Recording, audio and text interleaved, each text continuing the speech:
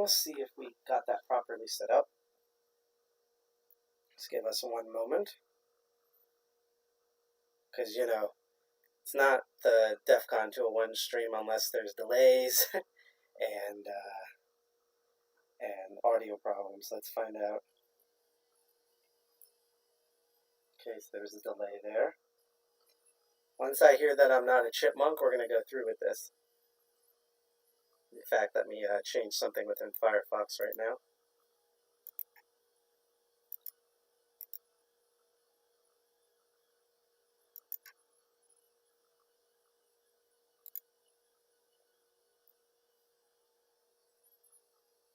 Wow, that's a delay. I just want to make sure this works. Also, this allows everyone to get into chat.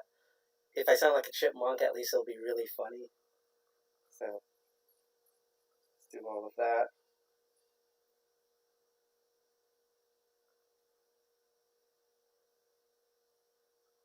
Okay, so I guess you guys can hear me. Yep, you can hear me. I just sound... I do sound a little chipmunky, though. Hang on. Let's see what's going on here. Just give me one moment.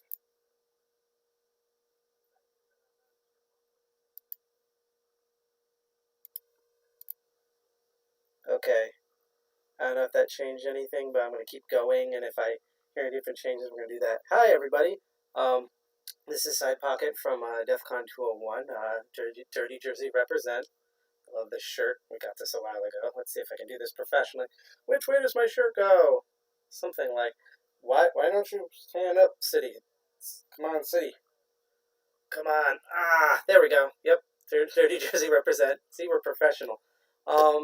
So we announced this at the last minute, but essentially what happened is that we were really busy and everything else was going on. And so as you may have seen earlier on the Pros versus Joes Capture the Flag team, I presented a talk. I'm going to try to re-air that talk tomorrow. And yes, there will be a blog post later on that will detail all of that. And we're going to have that video on our video archives. What I want to do now is basically we're going to hang out today and watch the IoT Village stream. I will put the link in the chat in a moment if you want to watch it also directly. They have some cool talks going on. It's kind of like a preview. They're testing their system for DEFCON safe mode by essentially running their village like 2 or 3 months earlier than they normally do. So I'm going to shrink myself down. We're going to load this stuff in the background. It's going to take a moment. I'll load up the chat, and you'll just hang out with me. The main reason why we're doing this, and we're also going to be on tomorrow watching Pros versus Joes, and we're also going to be working on a CTF, so you'll get to see how people do CTF behind the scenes. Yep, that works. I sound like a digital robot. Hey, you can see the top of my head. No, is that we've been for the past month in May, I've been raising funds for the Fred Hutch Cancer Research Center, which normally, like the name implies, they normally research various cancer cures and relieving ailments. But since COVID-19 happened, they've been laser focused on doing almost all of their research just to solve the COVID-19 crisis or the coronavirus crisis. Hopefully I don't get demonetized. I don't care about, we're not monetizing, so I don't care about demonetizing, but hopefully I don't get kicked out for that. Hello there, I think your name is Ondibe, or Ondibase, hello. Thank you for joining us in. I'm just explaining that we are raising money for Fred Hutch. You're going to see in chat not only reminders of that, but also if you are on Twitch, you can scroll down on our profile. We have and I realize I forgot to change something out, which I'll change tomorrow because I don't have the time now. You will be able to donate directly from our profile page on Twitch. If that doesn't work, or you're on another platform, if you're on DLive or YouTube or Periscope or the deep web, because we're broadcasting on there too, you can, I will put the link in the chat, show up on everyone's chat, where you can go and donate directly. Now, if you have the ability to donate like $20, $50, $1 billion, do so. It's going to a great cause. We do not handle the money. It goes directly through Tilify. They handle it, and it goes directly to Fred Hutch for COVID research. If I said hi, if you, and I know because I'm waiting for money coming in the mail as well. If you're broke, but you have $1, if you have $3, if you have $5, if you're really generous and have $10, any bit of amount will help. Even if we don't reach our 200 goal, we will still, whatever money we made, if it's all the patent today and tomorrow, if it's the $140, that $140 is going to go. But we want to see if we can actually reach our $200 goal, because every time we stream, people donate money. So apparently we are enough of a cartoon characters, because we're hackers in New Jersey. You can't get any more Looney Tunes than that, to get you guys support for a really great cause, because, we're hackers. We like solving problems. COVID-19 is a big problem. We'd like to help out with that, whether it's money or computing resources. And we also just want this whole thing to be over so we can meet up again at our place at Subculture in Jersey City and eat awesome sandwich. Ooh, you can see the reflection in my glasses. It's like such a hacker. Ooh, I am the hack sword. No. But so we can have our usual sandwiches and meet each other in person and see our crazy haircuts and beards and do our huge presentations and play on RetroPie video game machines that we do at Subculture, which is located on 2060 Newark Avenue. So without further ado, I'm going to shrink myself down. I'm going to like drink me, and I'm going to load up the IoT thing in the background. It's going to take a moment. Hopefully there's no issues. And we're just going to watch the stream. And when I hear and watch stuff, I have it up on my TV here that you can't see, and I'll have the audio from the machine. And we're just going to watch and enjoy. And again, if you have anything to donate, let me know. If you have any questions in chat, or you want me to shout something out, especially if you donated, I'll do a priority for that. That's the only legal thing I can do. Just let us know. So without further ado, I will now shrink myself. Here we go. I am tiny now. I'll make myself a little bigger. There we go. All right, now let's add in some behind the scenes. Oh wow, we already got a donation. We're at 160 now. That was 20. I have to check the donations page. Let me load up the IoT Village, because trust me, that's the main thing. And I will shout out who just donated that. Holy crap! Oh hey, group cat. Apparently IoT Village. Welcome. Let me put your guys up. Sorry to gank off your stream, but we would only do this if there was a charity going on, and that's what we're doing. So without further ado, let's see. We're going to do Windows capture. I'm going to call this IoT Twitch. Okay. I'm going to go in. Oh, I'm on the wrong thing. Hang on. Let's change that out there for a second. I am the dumb. I am sorry. I am the dumb right now. Yes. All right. Let's try this again. There we go. Now we'll call this IoT Twitch, because we're hackers, so we're not that great with technology. That's why we have to hack it. Set that to 1080. Let's put in the source for it. It's going to bring up a generic thing. It's sorry if it seems really big. That's what women tell me too. But let's like squash this down the window, and then you'll see my beautiful face.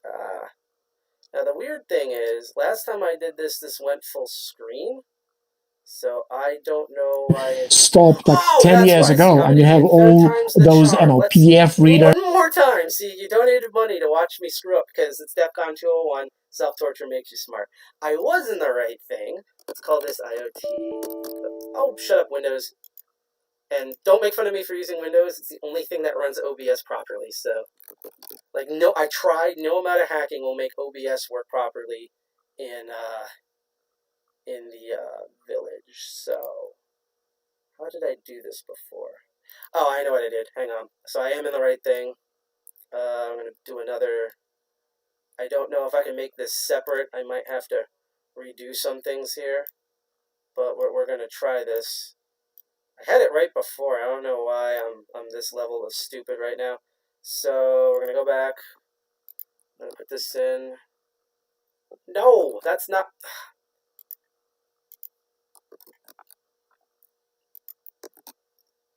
There we go.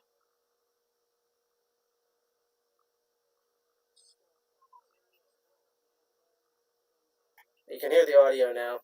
If it's too loud, let me know. If I put it in full screen, that should do it. Let's look back at OBS. Yep, okay. And now we're going to bring this down so you can see my ugly mug. what tools and skills does an attacker need to be able to So yeah, unfortunately, I can't do the exploit scheduling. Although I actually those might be able to networks do the scheduling in a and browser. Let's try that. systems? So again, I'll because bring up the chat in a moment. uh, Let's see if anything. Oh, more the wrong thing. than Let's see if anything renders in this browser. Now, of course, it's lagging. You know what? Let's.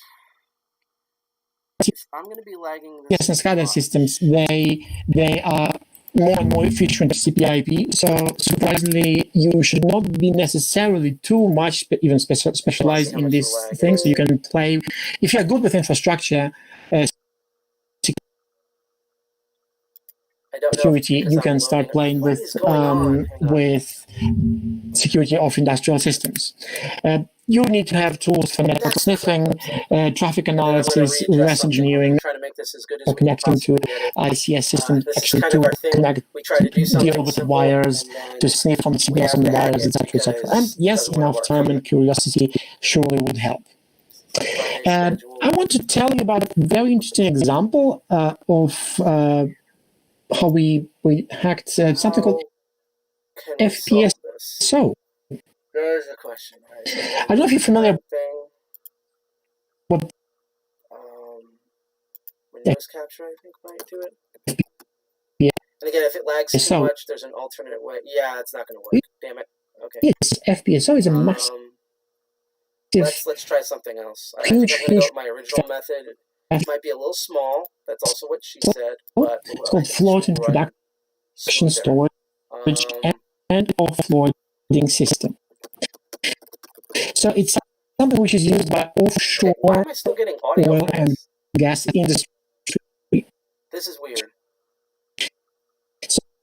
So it's a ship, and I should be still getting audio. Hang on, I don't want to stop the stream and start it again. Just stays.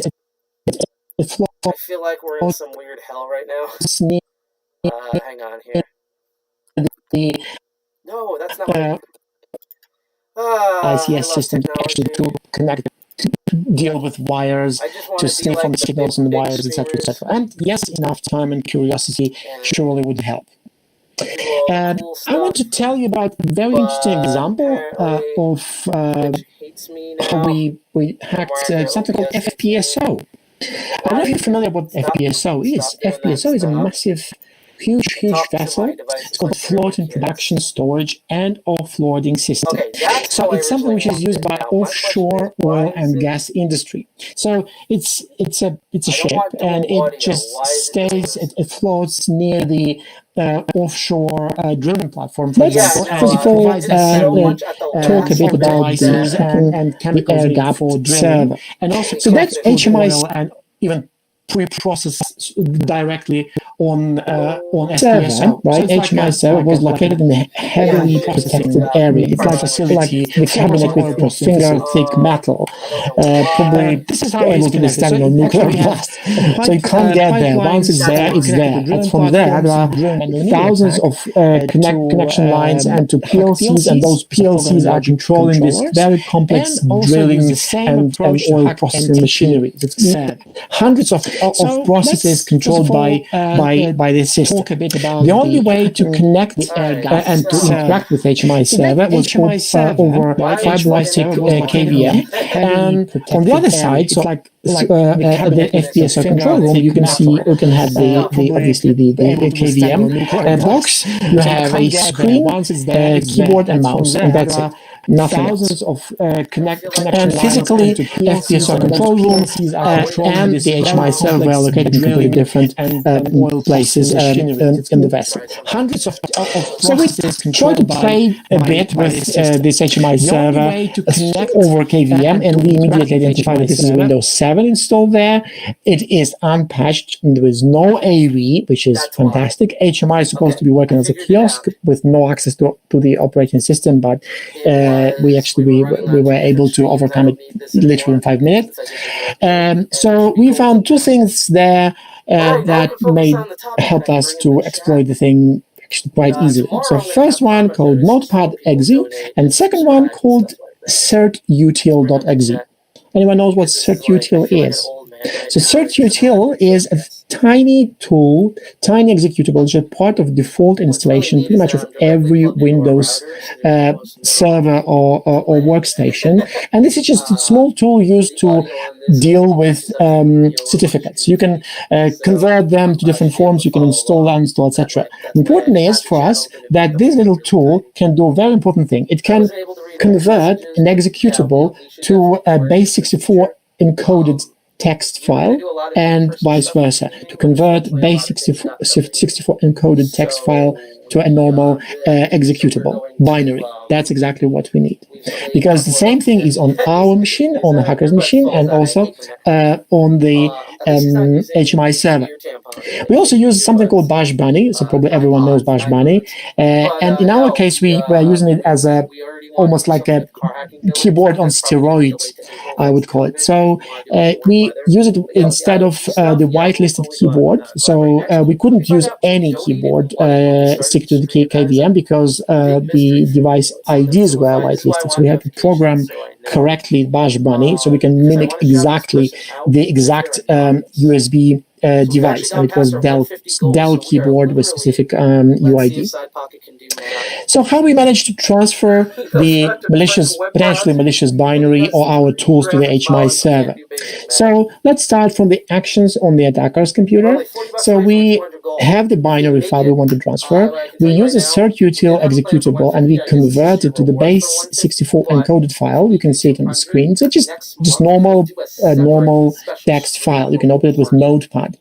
Then we convert this text file using our own small Python script to a set of instructions for Bash Bunny. And Bash Bunny was used as a keyboard, simulating keystrokes. And what we did, we actually opened a notepad on the HMI server side and literally typed the base64 encoded file of our binary character by character using Bash Bunny. And once we have it there, once we have it on the HMI server side, then we can reverse the whole thing using certutil. So we can run it, given as a parameter, the file with base64 encoded binary, and then we have our binary recreated, and then we can run it, and we can do anything we want. So, job done. Now, another question is, so that's fine, yeah. So, by using this method, we can transfer pretty much anything to the HMI server. Now, the question is how we can transfer something from there, because I can't stick USB stick to the KVM. It wouldn't help because the HMI server wouldn't see it. So we thought about very interesting and actually simple way. So we transfer there a small custom build utility to the HMI server, which converts any executable or any file, anything you drag and drop to it, to the code, to the QR code. So once we have a QR code on the screen of our KVM, then we can use even simple QR code scanning application on the mobile phone, read it, and then restore the content. And this could be text file, could be configuration file, because there were many interesting things on the HMI server. There were configuration files with plain text credentials. The whole system was written in C#, and obviously everyone knows that it's perfectly reversible. So there were lots of interesting files we could take back and analyze, let's say, offline. So by this simple approach, we could take it from there. Let's see. So I'm going to re-add it. I apologize earlier. Tech issues. We're hackers. We can't solve anything with tech. Yeah, that's probably like me and the stream. I'm going to try to limit my commentary. It's just I'm trying to deal with tech issues. So after I reload this, I'm going to shut up and listen to this guy speaking because he's talking about one of my favorite things ever, man-in-the-middle attacks. Okay, let's get this show on the road here. This is the first time we were ever dual streaming like this, so just be patient.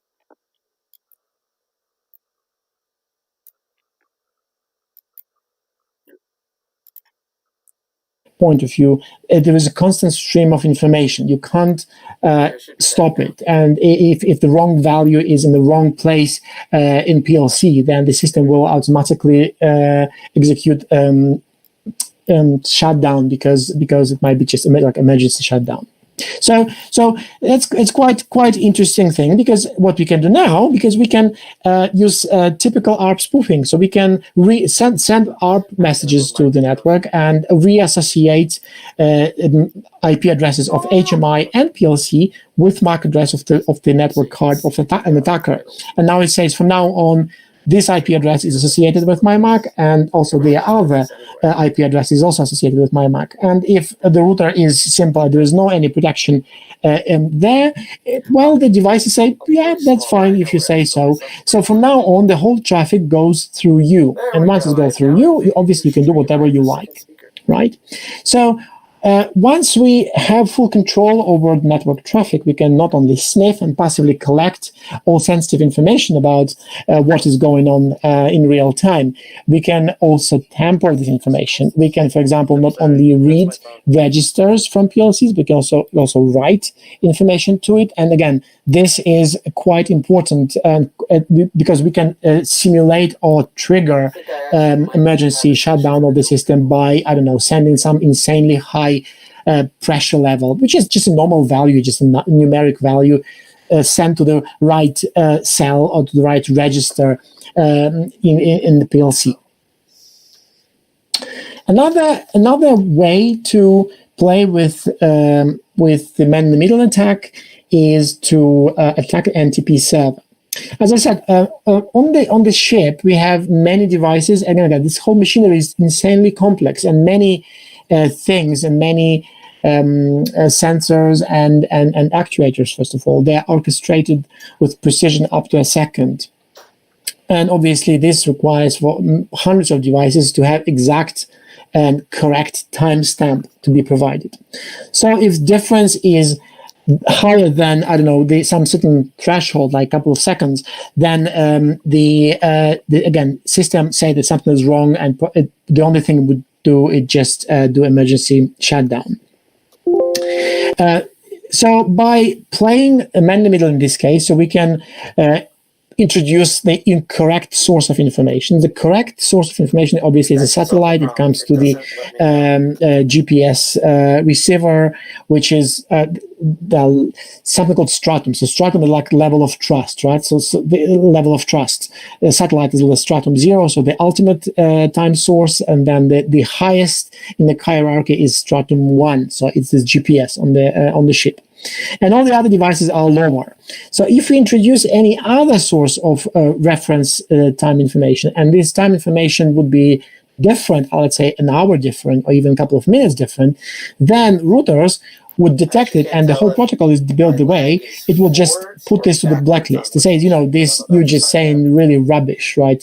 This cannot be this time, because it compares with previous one, and if the difference is too high, just ignores you.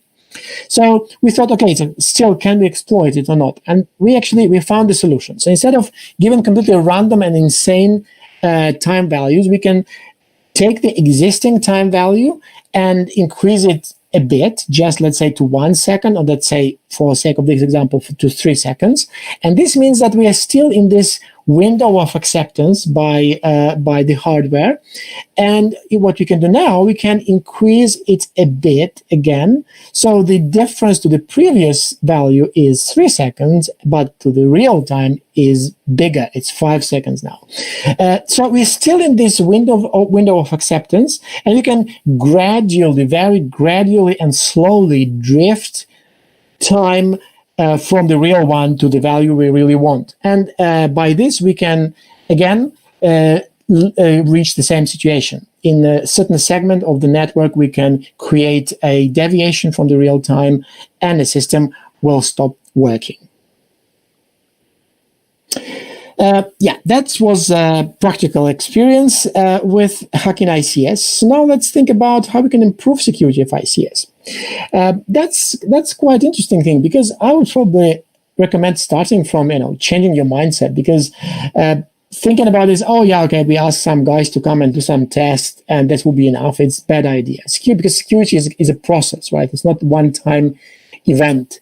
And someone said that security is a system property, not a feature. So to me, it's very important to understand that it's something which require continuous improvement, continuous refining and learning on mistakes. And here I probably would like to tell you a bit about a thing from a different industry, from manufacturing, called the Toyota Way. So the Toyota Way, introduced by actually Toyota Corporation in 2001, if I'm not mistaken, is a methodology of managing complex manufacturing processes and even the whole organization, really. And the key, there are different elements there, and those elements are absolutely fantastic. In my opinion, they are really applicable to IT security, and specifically to security of industrial systems, really. Because some of them are saying, for example, if there is some problem with security, you should not kind of take it with you for a long time. Once it's identified, it should be solved as quickly as practically possible. Another thing is that everyone in the organization has voice about security. So if someone identified a problem, they should be able to say about it, and someone should take care of to deal with this problem. Another thing is, and that's a key element here, is something called continuous improvement. It's about the fact that we are all human and we make mistakes, and even organizations make mistakes. So it's very important that we kind of appreciate this and we learn on our own mistakes and will not repeat them twice. So this continuous improvement and continuous refining of security, it's a key element. I think it's absolutely perfectly applicable to industrial systems.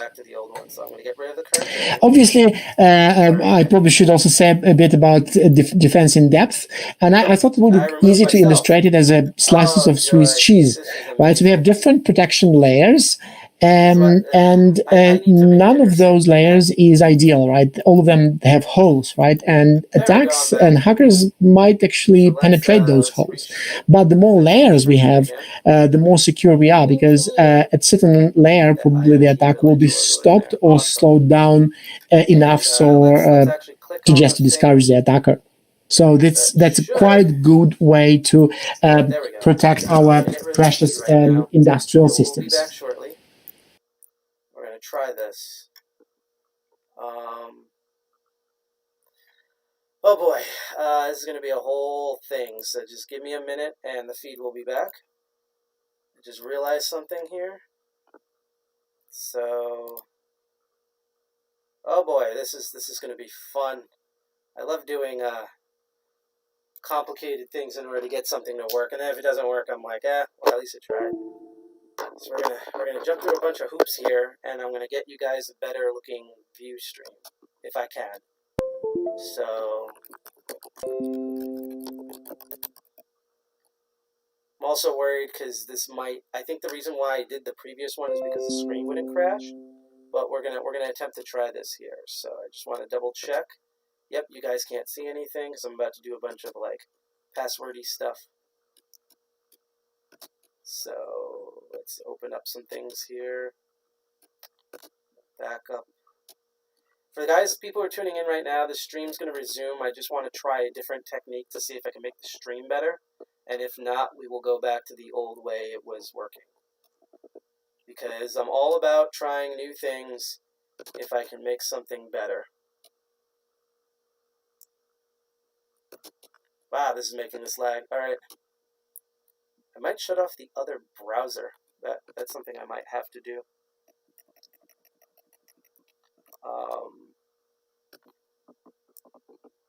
Here.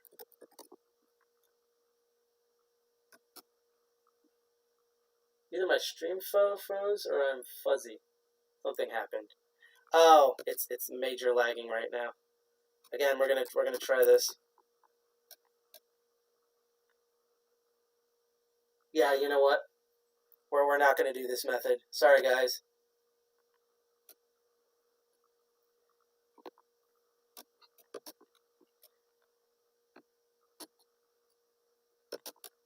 Sorry, let me be able to. Let's eject. Okay. Okay, see, that's what happened there. We're going back to the old method, guys. let's see. I'm going to try just the sound volumes in a moment. We're going to go back to the old method simply because I know it's not in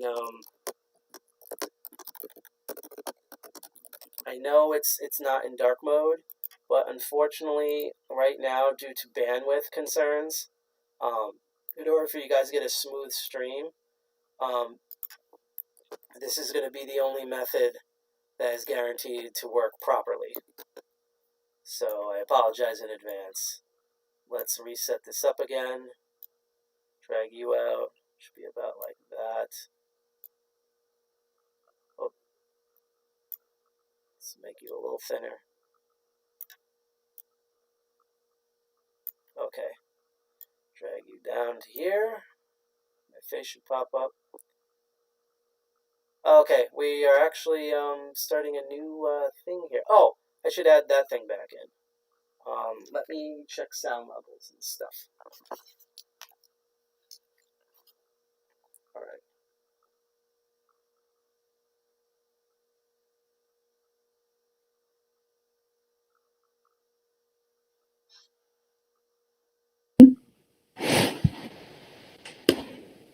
Okay, guys, our next speaker is Etizaz. He is going to be talking about the great hotel hack adventures in hospitality industry.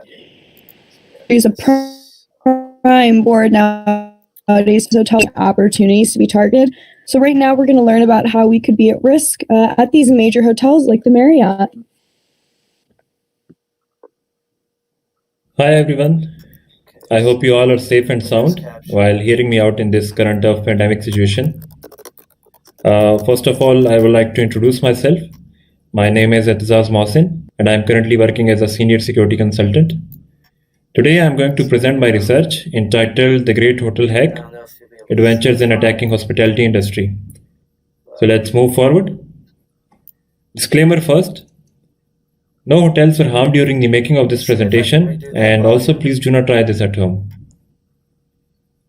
Some of you might expect this to be a deep technical talk, but it is not. Still, you would see some great interesting stuff. The high-level takeaway from this presentation is that the biggest damage faced by the organization is from some simple, widespread threats. Previous research regarding the hospitality industry is done by Jeremy, and he has presented his talk at Black Hat United States. I'm going to mute myself temporarily. This is the roadmap for today. We will look at the motivation behind attacking hotels. We will walk through the attack surfaces, common attack vectors, who are the threat actors, and we will see the notable data breaches in the end. I will share my research with you, and at the end we will see some mitigations. Alright, if you look at the IT environment, the layered security approach is the best to defend digital assets. It involves deploying multiple security products at multiple layers of IT environment. Usually there are three categories for the point products: network security products, endpoint security products, and data security products. The network security products, for example, firewalls, IDS, IPS, these are used to stop the malicious traffic to enter or exit the network. In case of endpoint security products, we had traditional products like anti-malware solutions, but those can be bypassed easily by modern malwares. EDR is a more advanced category of endpoint security solutions. They are designed to detect anomalous activity on endpoints. But the problem with EDR systems is that it rarely takes action in real time. Unfortunately, I can't. Analysts must then review the alert to figure out if there is really a threat present or if it's just a false alarm. And then we have the data security products. These products play an important role in protecting our system, but still, we don't have the 360-degree visibility across the network. That means we don't know what is happening inside the network, and that's where the SIEM solutions are proved useful, as they provide complete visibility inside the network. But the problem is that the corporate devices are safe until they are within the network. Once they are gone from there, they are exposed to the external threats. Let me bring up the chat. Let's have a look at the case study published in 2018 by CrowdStrike, when one of the employees belonging to the retail sector connected his laptop to a coffee shop, and the coffee shop was already compromised. So that user was forced to download a malicious package, and when the user connected his laptop back to the corporate environment, and by the time the attack was detected, the whole corporate infrastructure was compromised. So why do threat actors attack hotels? Hotels have been proved to be a soft target for malicious actors other than coffee shop, as they have faced the largest number of breaches after the retail sector. The hotels collect sensitive and valuable data, for example, credit card and personal details, that might help the attackers to get quick money. So this thing gives enough motivation to them to go after the hotels. Hotels have a big attack surface as they have large quantity of diverse endpoints. For example, the endpoint devices which are connected to the property management system, corporate networks, electronic door locks, the alarm system, the heating and ventilation systems, the IoT devices, the CCTV system, and the guest devices. For most of the time, regional hotels have access to the international chain networks. So if an attacker gets access to the regional hotel, he has access to the international server as well. In a hotel, the security responsibilities are undefined. Any employee can access any area, and just because of the lack of employee security awareness, they may fall to the attacker tricks, and that may allow them to access the hotel networks. The most critical systems are the point of sale systems. The attackers try to access them by sending spear phishing emails to the operators. Okay, maybe this will The be other better. type of attacks which the hotel network face are Wi-Fi attacks, DDoS and botnet attacks, attacks on the IoT devices which are exposed to the internet, and the attacks which targets the customer and customer devices. Among the few threat actors to the hospitality industry, one is APT28, aka Fancy Beer. The APT actors try to enter the network by sending spear phishing emails, and after that, they use the Eternal Blue exploit to reach the devices which are responsible for controlling both guest and internal Wi-Fi Just network. a note, I'm like on a very huge delay right now. Another one is Dark Hotel APT campaign. It was active for 7 years in a number of luxurious hotels, and the victims were infected with a Trojan. In the past, there were several notable data breaches, but the most notable one was the Marriott data breach, where 500 million records of customers were stolen. Like, I wish I didn't have this Disclaimer lag, once but again, that's unfortunately a I reality would of like to me tell you that I trying to won't be stream sharing right too now. much details because there are still several vulnerable instances out there, and that might help the bad guys to attack them. So back in 2018, I found a rsync port on an internet gateway device Here's a way I can eliminate which the was lag. Hang on. installed in a hotel. The rsync daemon is used for transferring backup from one system to another. In 2015, researchers from Silence discovered that the Ant Labs in-gate devices, which are popular internet gateway devices, were running an unauthenticated rsync daemon on port I 873, think me going in and out which like this allowed will them be to a lot read and better. write to the file system of a Linux-based Let me operating know if this system. system works, because that way I don't So have my any first lag thought with was what I'm maybe this is watching, the and I can same still device deal having with you same guys. vulnerability. After downloading the backup directory from the system, I started to analyze the files. There were several files having sensitive information, but the most interesting one was ftp.xml file. It contained the credential for backup server. After that, I logged into the FTP account. I was shocked to see that this FTP server is used as a backup server by all other similar devices. So by just accessing a single device, one could get access to more than 170 devices. It didn't take me long to understand that this is not the same vendor. I contacted them and notified them about the vulnerability, and after some time the bug was patched. As of now, I most of you will apologize be about thinking earlier, by that the way. this is This is it, all new to but us for me doing it this didn't end here. simul streaming, Instead, so hopefully this will it work raised out a now. question in my mind: if these devices can be exploited remotely. For that, we have to understand what is a guest Wi-Fi network and how it works. So this is how a guest Wi-Fi server looks like. It comes with a powerful CPU. Once a user connects to it via open access point, he is presented with a captive portal.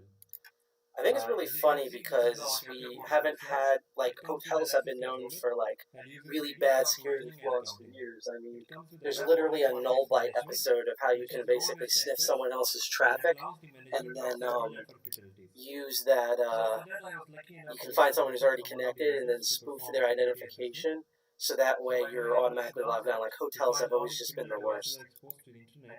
And there were like more than 600 devices exposed. That means if you find a bug in this device, you will be able to access the remotely exposed devices as well. Now let's have a look at the attack surface. The device has 4 exposed ports over the internet, SSH, web ports, and the database port. My initial goal was to access the web management portal. After accessing the web management portal, I was presented with the login form. If a user has valid credentials, he can get access to the private details like the guest details, and even he can change the DHCP, DNS, WAN, LAN, syslog, SSL configurations. He can download the guest details database, the device logs, and backups. Now to access the web management portal, I had to somehow bypass the authentication mechanism. As I had access to the source code, I proceeded with a white box approach. There were a couple of directories which had thousands of PHP files, so I had to go through all of them to find something interesting. The vendor took the security of the device seriously and all of the PHP files were encoded. But still, there was some important information in the configuration files. Yeah, never deep dive is useless. The You can always find good admin.xml file information had if the you user scan. credential. So, if you can somehow manage to get access to this file, you will be able to bypass the authentication by cracking the MD5 hashes. Another important file was db.xml, which contained the username and password for the database. The username and password was hard-coded and there was no way to change it. That means these credentials can be used to access any of the exposed database. You have one And thing, here you get access to everything. I was able to access the database. Let me know if these volume levels are okay in chat, by the way, because I figured out how to adjust them. My thought was to read admin.xml and crack the hashes to get into the web management portal. But unfortunately, we didn't have the privileges to read it. The database had several tables which had useful information. For example, in this case, we have the firewall rules, which we can manipulate. The database contains guest details, room numbers, the guest names, the arrival and departure date. Here subscribers means the guest, and we can change the internet speed for them, and even we can redirect them to some malicious website. Oh cool, you have full control over their speed too. The application was vulnerable to blind accesses, which can be used to add another user to the device so that we can access the web management portal. Another interesting table, it contains the plain credentials of the admin.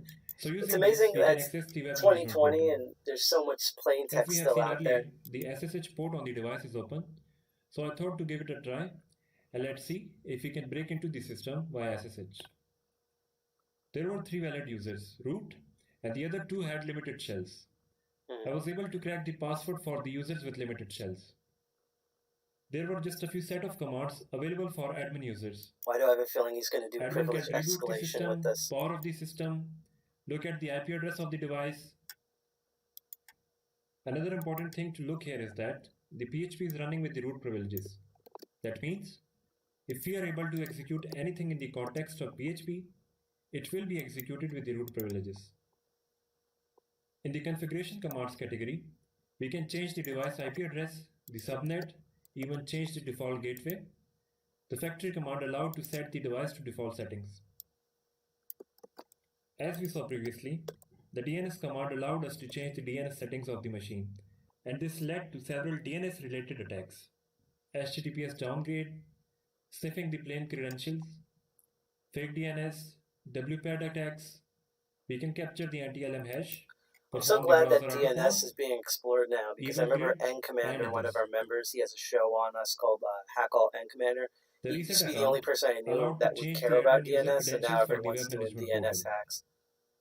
So by using any of the technique we just discussed, we can get access to the portal.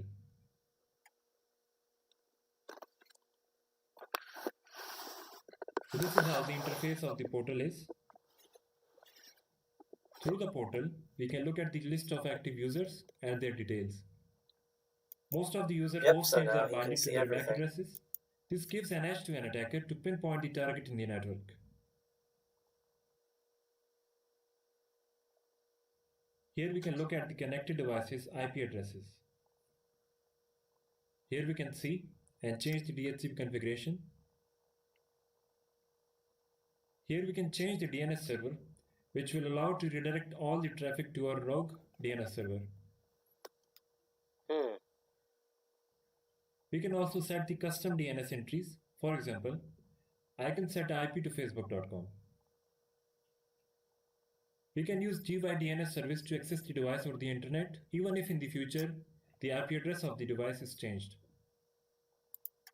Here we can look at the WAN configurations, the default gateway IP, and the subnets. This device allows us to perform port forwarding. We can even disable the SSL, which will allow us to intercept the traffic in clear text. The device has built-in utility to perform traffic interception. We can look at the firewall rules and we can even change them. We can download and look at different type of logs, and even we can make and download the backup of the device. I will say the presenter has a very nice speaking voice. Whenever a new guest arrives at the hotel, the property management system sends record to this internet gateway device. So now we can intercept the traffic and just all the guests staying in pretending we're other people all day. This is just great. Here we can look at the IP address of the property management system and its port, which can be used to launch an attack. Property management system, PMS. That's what I would be doing right now if I was this system. The device is using Office 365 for mailing purpose. As we got access to the credentials of it, we can launch further attacks using it. The device was very much secure. I found an endpoint which allowed me to upload a zip file containing a PHP file. And once that file is passed to the web server, the PHP code inside is executed. So now he just has an entire network, basically. If you guys remember in the beginning, I had mentioned that PHP is running with root privileges. So now anything executed by the PHP will be executed with the root privileges. Let's have a quick look at the demo. So I just need to provide the IP address of remotely available device. He's smart. He always do video recordings of your demos because demo gods hate everybody. So that's always just, like, you always pre-record. Even if you actually are going to do a live demo, you should always pre-record your demos.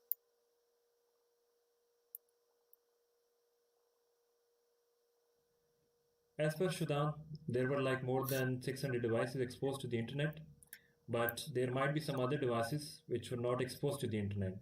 So if someone can access them locally, they can get root access on it by performing the same steps.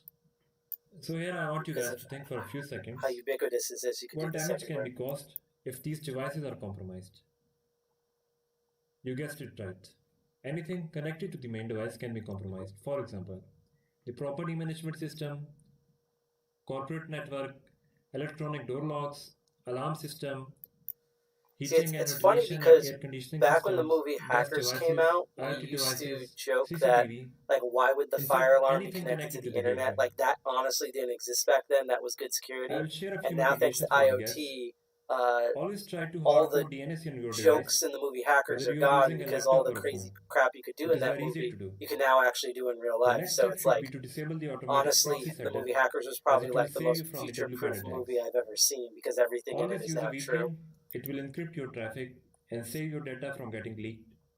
Now, a lot of you will say that we are using a corporate VPN and we are safe. But there is a concept of split tunneling.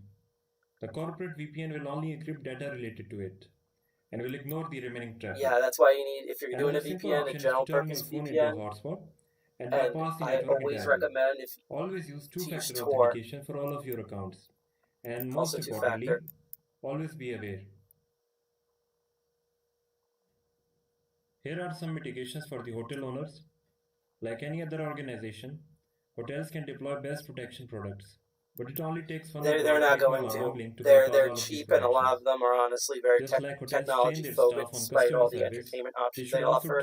So this is honestly a lost cause. This is why. I mean, we should try to force them to upgrade their stuff, but I think it's honestly easier to inform the end user who's doing this rather than trying to get any business, especially a sleazy, cheap business like hotel chains, to do something. Hotels must patch and update their systems from vulnerabilities as frequently as possible to remain protected.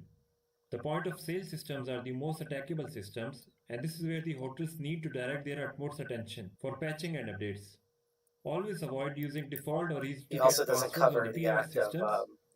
Use two-factor authentication and ensure I that forgot what the that's called. anti-malware solutions are installed I've had such a and up long to day date. because I woke up late. Segregate the point of sale system Skimming, network payment and skimming, filter which IP whether it's addresses through can reach the RFID POS or through system. the actual chip Test should interface. ensure that all the vendors meet a compliance standard, as most of the attacks are carried out through third-party vendors. Always threat hunt inside your network. Attackers try to gain entry into the network anyway, and then they move around to find data that's valuable to them.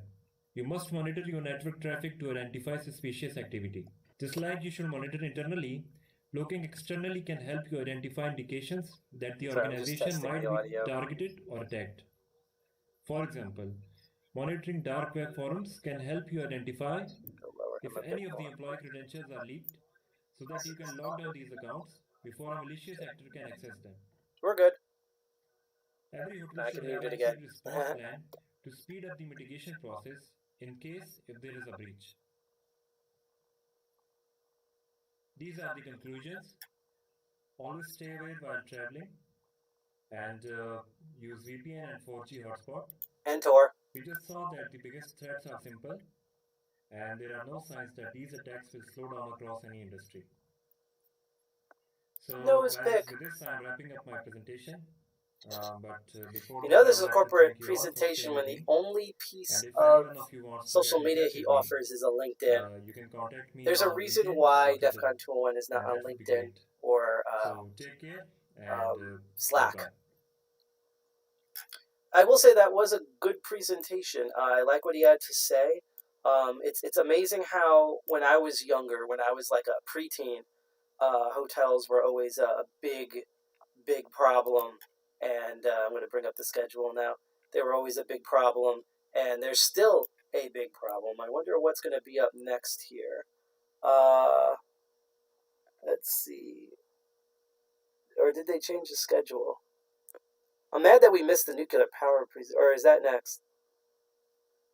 Nuclear power, Great Hack Adventures Hospital, power line. Let's see, it's going to be 8:40. So I guess next is the power line thing. Yeah, next is power line. I really wish we could start it earlier because I would have loved to explore nuclear power and oil rigs, because oil rigs is like the movie Hackers. I wonder if they still have that whole row your boat thing. But yeah, so that was from Itayez Mashin, and next is Faith Karan's power line communications on smart meters. Power is a big thing in New Jersey, so I am kind of fascinated to hear what they have to say, because we hate PSNEG here, and watch, that's going to get us like black bagged immediately. And we also do not like our counterparts at Con Edison. Con Edison, there's a reason why their name includes the word con in it, because you are being conned. So yeah, I'm going to go back and check on Twitter. I just want to remind everyone again that despite the quality of the stream going on right now, that we are live streaming because we made $20 just a couple of minutes ago alone, just by streaming, just us doing commentary on this. We are raising funds for Fred Hutch Cancer Research Institute, which normally researches cures for and ailments for cancer, but since the COVID epidemic's been happening, COVID-19 with coronavirus, they have been putting all their resources into that, and we are cool. You get 25% off exclusive order from e-learning. That's nice to know. So many sponsors. We've been back and forth on if anyone would sponsor us. We'd be very picky about anyone who's sponsored. Like, we'd still have to vote on it, but like if Proton wanted to do something with Proton Mail or Proton VPN, I would do something. That wasn't me. That's just music from the stream. Okay. We are in like funky rap mode right now. All right. I love how I'm half African American and half Polish, and yet this is like, I'm so white right now. That is definitely the white half of my side doing that head bob there. I apologize for any brothers and sisters out there crying at my complete lack of form. I unfortunately did not get those genes. I got other genes, including some in my genes. hello. But no, I unfortunately didn't get those. The ability to. I have 3 left feet. I apologize for everybody. Speaking of left feet, tomorrow's going to be fascinating because at 12 I have to work out at noon in the morning. So you guys are probably going to be watching Pros vs. Joes while watching me work out. I hope N Commander's on at noon because I'm usually the one manning the chat and I like to torture him. So now I'll be able to torture him. Sorry, he'll be able to watch me getting tortured physically on air, so that'll be fun. But again, we're raising funds for the Fred Hutch Cancer Research Institution, which right now is trying to research and cure COVID-19. We're hackers. We like to solve problems. We're trying to reach our goal of $200 right now. We're at $160, so we're very close. We're literally $40 away from our goal. If we already went past 100. Where next month we're going to come up with ways we're going to torture Egg Commander, who hosts Hack All Egg Commander every Wednesday. He'll be on next week on Wednesday doing, I think, something crazy with Windows NT. But if we hit 200, we are going to do a special live stream in June, in addition to all of our shows, in addition to my new show called Crypto Barons, and in addition to our normal monthly meetup on June 19th that will be live streamed, that will be LGBT themed. And we'll have all really big, I'm not even kidding, if you thought last meeting was crazy with the topics and speakers we had, we really have an all-star cast for the next 2 months, and especially next month with like these amazing queer and transgender, non-binary, all the different variants, as well as straight people who think that, hey, we should count routing packets and not what's between your legs. So it's going to be a really great show. But in addition to that, if we reach $200 before May 31st, so this Sunday, before it crosses over to June, we will do a special live stream where we will party and annoy the crap out of each other and play video games. And we're going to try to get, keyword is we're going to try to get a couple of things, whether there's things like, don't take my word for it, there might be stickers, there might be some lockpicking tools, but we're going to see if we can also do a giveaway on that stream. But remember, we are not going to do that stream unless we hit $200. And to note, if we don't hit $200, if it's just the $160, or if it's like $199, that money is going to Fred Hutch. We do not handle that money personally at DEFCON 201. We're not a 501c3, although we would like to be a true organization legally, with all of that stipulation. But Tiltify is the one who handles all the donations. So all the money that's donated right now, that's going to go directly to Fred Hutch. That's going to go directly to COVID-19 research, and they need it badly because it's already bad enough. People are pretending like everything is solved and are going back home in the middle of giant race riots and I would say our country falling apart, but we've been doing that for a while now. Like many different presidents of many different political backgrounds have been doing that for a while now. And yes, I will talk a bit about politics because, they say being a hacker is not political, and I call horse poo on that because you look at the early hackers, you look at 2600, you look at, like, literally being on a technological device is political. If you've typed in the numbers 2600 into any search engine, even if you were looking up the Atari 2600, you have put yourself on a watch list because of political reasons. Like, that's how ridiculous the tech world. That's why governments around the world invest so much within their own tech valleys, like Silicon Valley and Silicon Prairie and Silicon Anus and all these other places, Shenzhen. So that's why I'm less. But besides the point, so all the money that's currently donated right now, $160, it's already going to Fred Hutch. We are literally doing this not only because we want to raise as much money as possible for a really good cause, and we also want to entertain you guys and torture ourselves in the process, but we also want to we just want to give you guys content. We figure this will be the last blitz. This is us kind of relaxing with the IoT village right now. Hey guys, welcome here we go. back. It's time for our next talk with the T. He's a penetration tester. I'll also put the links to where you can directly donate in the chat right now. Location security on smart meters, and he's going to cover a red team approach with smart meters and smart grids. Yeah, thank you. I'm going to talk about power and communication security on smart meters.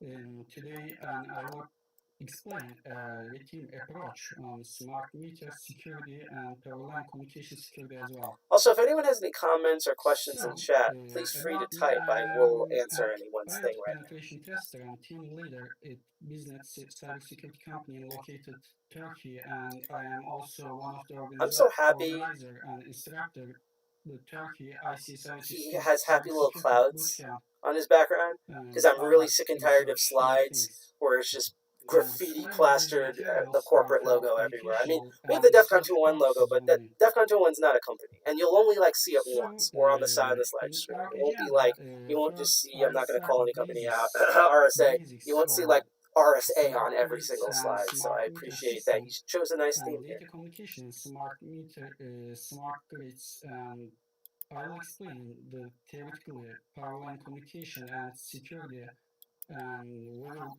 go a red team approach on smart meter.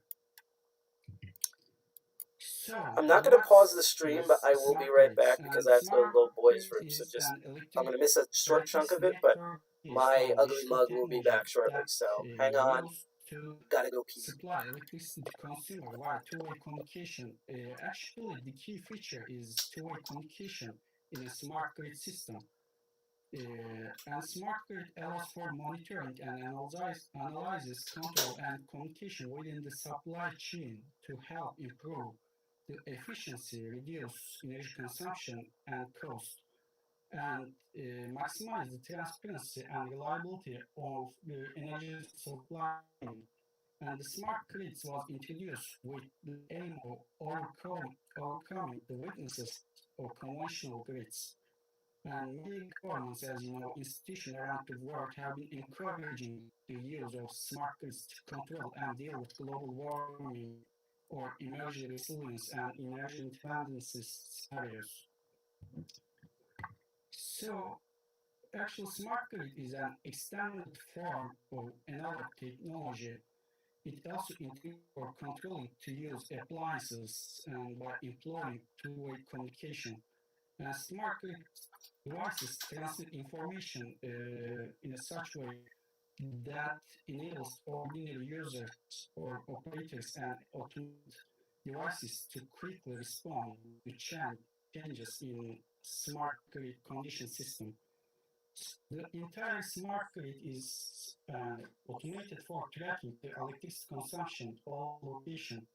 And grid architecture is also combined with energy management software for estimating the energy consumption and it associated cost for specific enterprise. And energy generation looks like a stock market, as you know. Okay, I'm back. What did I miss? Did Generally, he blow up the city yet? What's electricity going on? prices increase along with demand. By providing consumer with information I hate about how everything's current labeled smart consumption now. I guarantee if your and energy technological product prices, is smart labeled grid smart, energy management you're actually really process dumb. help to maximize the consumption during high cost, or peak demand times. Oh, shoot, I'm blocking his face. Hang on. And there he is. the smart grid's key features. That's the handsome. Oh, There is a I was blocking his face. There he is. That's the handsome man. There are three main features. The first one is load handling mechanism of smart grids. And the total of power grids is not stable and it varies over time. Trust So me, I in know a case lot of about load high load, handling. a smart grid system can advise customer to temporarily minimize energy consumption. Or the second one is demand and response support. Provide users with an automated way to reduce their electricity bills by guiding them to use low private electronic devices when rates are lower. And the third one is decentralization of power generation. Actually, the main key features is decentralization of power generation with Getting a smart little grid back pain, so I'm going to see if and I can a actually move distributed my or laptop in a different decentralized position. system. So if it looks like That I'm being system attacked by a allows the grizzly bear, individual that's why. user to generate on-site power by employing any appropriate method, such as wind turbine or solar panel. And with decentralization of smart grids, we will use renewable energy in the future more often than today. And there I have are successfully differences mitigated between my smart grids and laptop conventional to about grids. To 14 sum up, inches. And yes, I know a lot about 14 first, inches. distributed smart grids have distributed smart power plants, but conventional grids have large power plants. And so we'll say smart grids are decentralized and conventional grids are centralized because of using large power plants. This means in conventional grids is one or two power plants will be shut down. All grids could lose its power. Actually, 5 years ago in 2015, in Turkey we faced scenarios like that. One of the main power plant was shut down and will loses. We face a blackout situation in a day. The third one is related to second one actually. Smart grids has a scale regional transmission, but because conventional grid architecture, there are large power lines and pipelines. Smart grids provides two-way communication between supplier and consumer. But conventional grid has a one-way communication. Actually, this is not a communication. This is just transmission, the electricity power to consumer, to supplier to consumer. And in smart grid, consumer are active in the system because system can track consumption data and consumer manufacture the electricity, but conventional grid, we just pay our bills. We are not participating in this system. Sorry, I was just testing the focus there on the camera. We talk Or about lack of thereof. there is a connection between supplier and consumer, and the key element of this connection is smart meter. And smart meter records consumption and communicates the information to the electricity supplier for monitoring and billing. Actually, I just realized I boxed myself in. There's like no way I can reach my phone without looking really stupid. It depends on your configuration. I'm going to try to do it. And report at least a day or twice a day to central system. Unplug. And I pulled the whole cable out. Wow, okay. Called Advanced Metering Infrastructure, AMI. Advanced metering infrastructure differs from automatic meter reading in that enables two-way communication between the meter and the supplier. And communication from the meter to the network may be wireless or via fixed wire connection, such as PLC, but this PLC is not programmable logic controller. This is a power line communication actually. And maybe wireless communication, such as cellular communication like GSM or APN network or Wi-Fi, LoRa, ZigBee communication.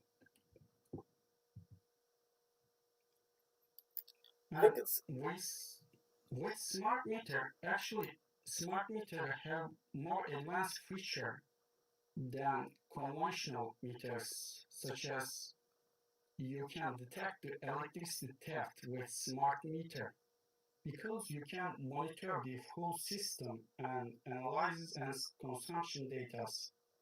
A smart meter provides billing and shutdown for electricity or consumer remotely, so there is no need an officer to read or shut down. I think it's fascinating that I'm not surprised like someone from Eastern Europe is covering this because Eastern Europeans and especially Russians have been really focusing ICS and like power grid and sort of these like public utility function hacking for like years now at like PhDs and stuff. So I'm glad they're still covering this topic because I think America is going to be running into this well-ignored topic now. Meter cannot work, but what does it mean? Meter cannot work because there is no electricity, so I don't need to measure data. Actually, this is not true because electricity theft. Actually, electricity thieves are thinking like a hacker mindset. General electricity thief can disassemble the meter and can switch the phase cable for fraud data. But without power, meter can store whether it disassembled or not. And when electricity power comes line, it transmits the data to center. If you wonder why I'm looking down, I'm listening, I'm just checking our Instagram right now. ISC 62 or 56 protocol, or as known, DLMS COSAM protocol. I'm going to talk a little bit about these protocol details in the next few slides. Then power line communication. Actually, power line communication carries data over existing power line cable lines or alternative current cable lines. Carries data on a conductor such as copper, and it also simultaneously for AC electric power transmission or electric power distribution to consumers. PLC systems are based on the idea of networking without the need for new cables. So actually, it's a cost-effective solution. I wish I could show you the titillation going on right now on my Instagram, but we have to keep this all PG. So used in smart meters or advanced metering infrastructure. PLC provide communication between transformer and smart meters. Actually, plugs can become an important point for attackers, but it depends on the configuration and infrastructure and smart meters. Actually, this is not possible always. And around the world, grids use different voltages, such as in Europe, we're using 220 volts or 50 hertz. In USA, it's different than Europe. And with PLC, data is modulated on a carrier signal. On the right side of the screen, you can see three graphics. And the first one is a digital signal that it may be read out data from smart meter, and the second one is a carrier signal, and the carrier signal actually the electricity power on line of 50 hertz to 220 volt carrier signal, and the third one is modulated signal, and actually this FS key modulation, frequency shift key modulation. My friends is cooking right now, echoing. It might actually might do with the Windows drivers. I'll figure that out in a moment. PLC communication and smart meters infrastructure. On the left side, of the screen, you can see the houses or street light, and each of them have one meter, and this meter communicates with data concentrator via power line communication. And you can think this data concentrator as a router, as a regional router actually. And this data concentrator is located at regional transformer. And it communicates to center with an API line or radio frequency line or cellular GSM line. It depends on the configuration.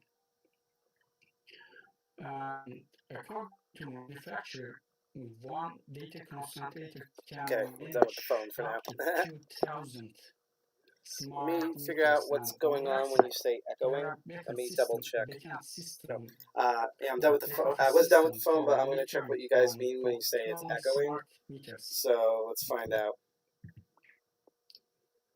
And we talk about readout or consumption data. So actually, it's quite simple. Backend system I see what you mean. schedule Let me readout try consumption on a couple smart of things meter here. according to configuration, and one times or twice a day, and readout process has been triggered by backend.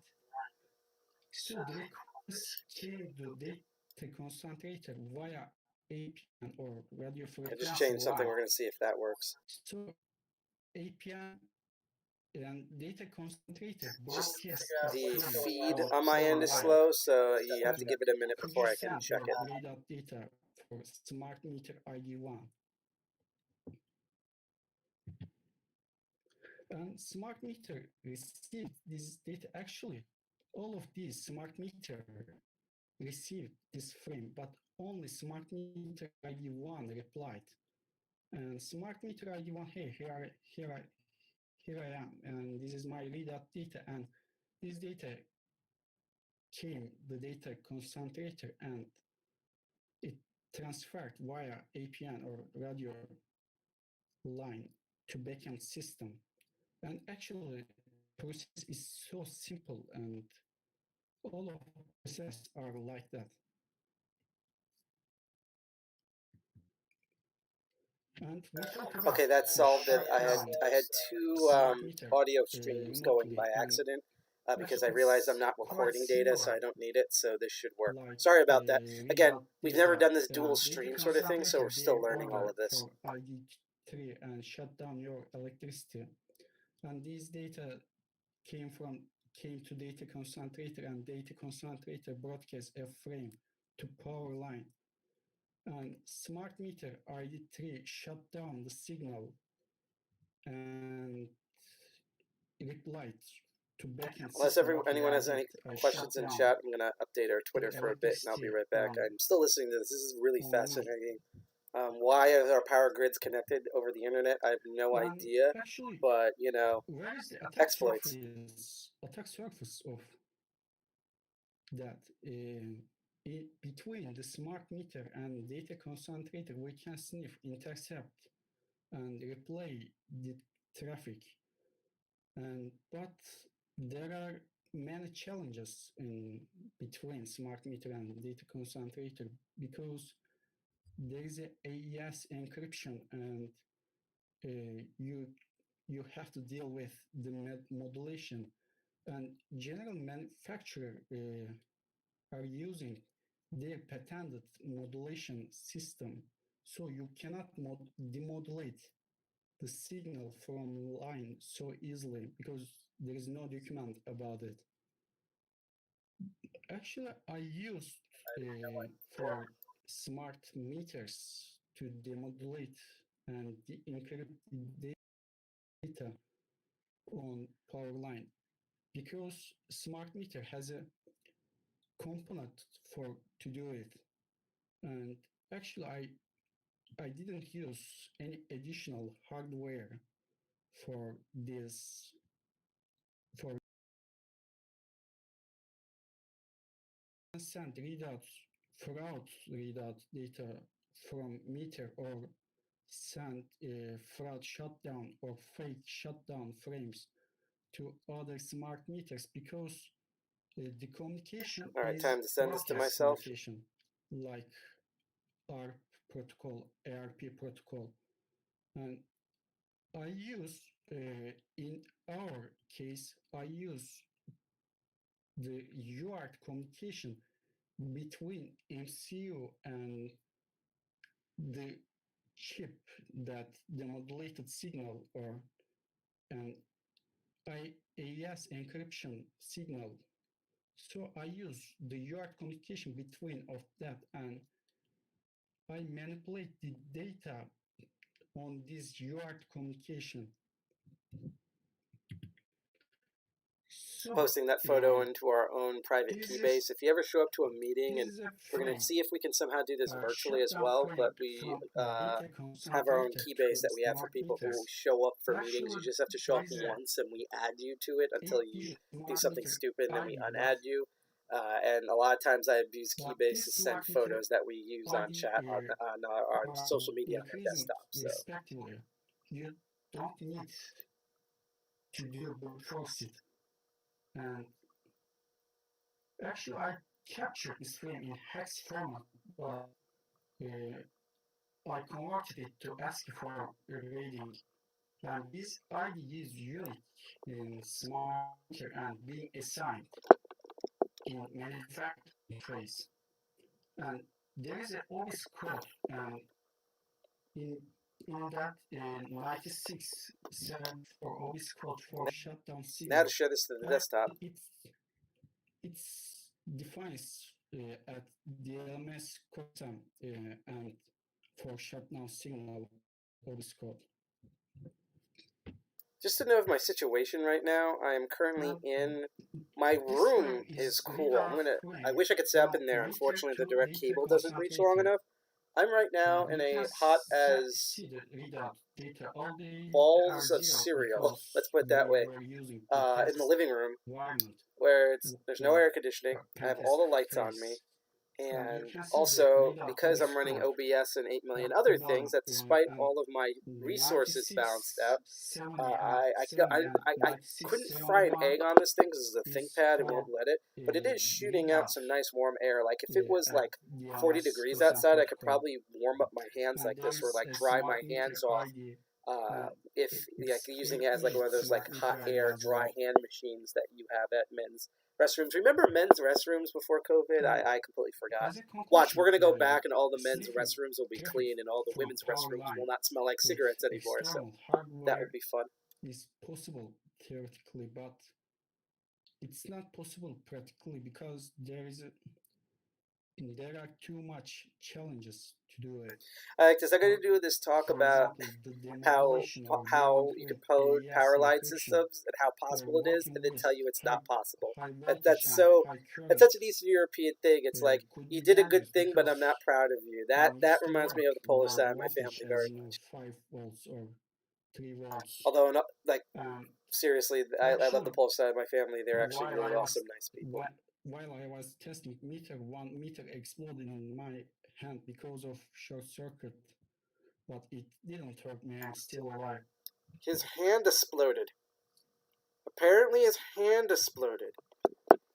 Like, this is what happened, and that's what happened to his hand. Holy crap! Like, I know it's about power lines, but geez, talk about sacrificing yourself for your research, literally.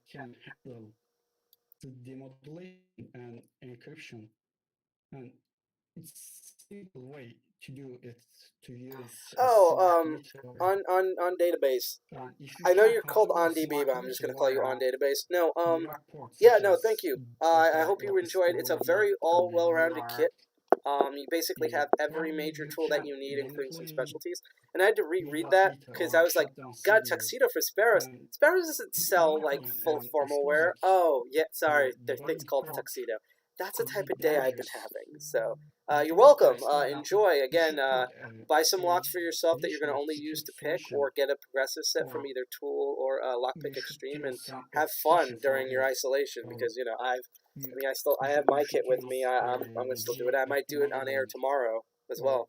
Actually, you shouldn't expose too much. Big, very Eastern European right now. Do not do this. Do not do the thing I just told you to do. Don't. But do it. But don't. Thank you. That's my presentation is over. Actually, I want to thank to IoT Village volunteers for giving that chance and organizing this awesome event as a virtual. And I will be online at Discord channel and for your question. Thank you. Great. Yeah, guys, go ahead and head over to the Discord. Like he said, he'll be online to go ahead and chat with you guys, answer any questions. Keep in mind our labs are still active, and make sure you guys follow us on Twitter to stay up to date with our CTF. The CTF is going to be from 10 to 5 tomorrow, Eastern time. And keep in mind, we are going to have a couple different prizes for the CTF and some other options as well. So stay tuned, and in a few minutes, we are going to have our final talk of the night. God, I wish I could set this up earlier so we could have seen the other two talks. I'll have to see this on repeat. Oh, Nexus 6. Oh, man. So, funny thing, I actually, I met Mitnick years ago at Hope back when he had some public decency of some sort. And that's some tea right there. No, but what was really cool? Where's my video capture? Here we go. What was really awesome was I met him. So he actually, I think I still have them. He gave me his business card that has the printouts. If you want to get equivalent of that, the Chaos card has that, some of the stuff on that plus survival gear, and a lot of the tools and those punch out things. They actually sell those on the tool website for $30, and they have 2 sets that have slightly different tools. So look at the tips, just the tip of lockpicks of each set, and figure out which one that you want, and you can get a stamp one out. They're just not business cards. I don't know where he gets them to stamp out, but I'm pretty sure if I ask Tool, I could find the manufacturer, and you can probably get those stamped out custom. I'm pretty sure it's like in like China or Indonesia from somewhere. That was a quick comment of the talk before I post on social media. What just happened? There we go. Yeah, so yeah, that was all about the power structure lines. Again, as I said, Eastern Europe is for years have been talking about, especially Russia, talks a lot about ICS and infrastructure vulnerability issues, whether it's train track schedulings, power sources, water pressure systems, street traffic, all sorts of things like that. I particularly know PH Days, which is a major Russian hacker conference. They cover that all the time. There they have like their own village just for that. That's like, I mean, you've probably seen the ICS village at DEFCON, but they literally like make a miniature like train track and like all the electrical systems and stuff, like a mini city. And then as you hack the ICS CTF, it actually affects the miniature city. Like it's really, really cool. And props to them. So I'm not surprised that a talk like this is still in here because, never mind globally, particularly the United States, as you probably heard, we're really terrible at infrastructure. I mean, that's why people apparently voted for Trump for infrastructure. But then again, this is the guy who doesn't believe in asbestos. So this country, but we are really behind. We have bridges that are falling apart. We're actually getting some construction done, especially in New Jersey, thanks to COVID. But like, oh, that's been a mess. So like this type of stuff is literally just, particularly in the United States, where some things are running on Commodore 64s, outdated DOS and OS2 warp systems. Like this is all just a ticking time bomb. So I'm glad that Eastern European nations, and thus also the IoT village that we're watching right now. I'm really glad that IoT researchers and the IoT village is still, and hopefully the ICS village, if they ever stream, because I haven't checked, is still pushing this type of stuff. Free Kevin. Yeah, my favorite one was someone who figured out where they print it, because they're bumper stickers. That's what those things are, because I'm near New York. I know how they manufacture those. And I vividly remember, I actually think it's in the Freedom Downtime documentary. They printed out it, so it said, that's the actual Free Kevin sticker. It says, Free Kevin for every Happy Meal. And that's still like my favorite, whether you agreed with the whole McNick thing, disagreed, past or present. That was just hilarious. That props to that person for coming up with a joke that anyone can laugh at. But yeah, so I guess we're like chilling out here. This is, again, I really wish I could have opted. Because originally, so the problem was the IoT Village was streaming Thursday, like Friday and today, and then the which I'll peep into in a moment, the Hacker Trivia Night done by the Tech Learning Collective. Happens Friday afternoon through Sunday afternoon, and then Pros vs. Joes started streaming this morning, and then they're streaming tomorrow, and we're like, what do we do? And we have N Commander's show, and then G.I. Jack is debuting his show. When are we going to have time to do this? Which is why we literally announced today's stream at the last minute. That's why we're actually shocked at the amount of people who are in currently and contributing. Welcome back. It's time for our final talk of the Matched evening. up during the final talk. The lady spoke. Final talk, and he is going to be talking but I am going to about quickly ramble Cinewall, over this, over the Cinewall, is that we are doing the stream as well as the stream tomorrow because we're trying to reach our goal of $200. I'm actually going to mute you.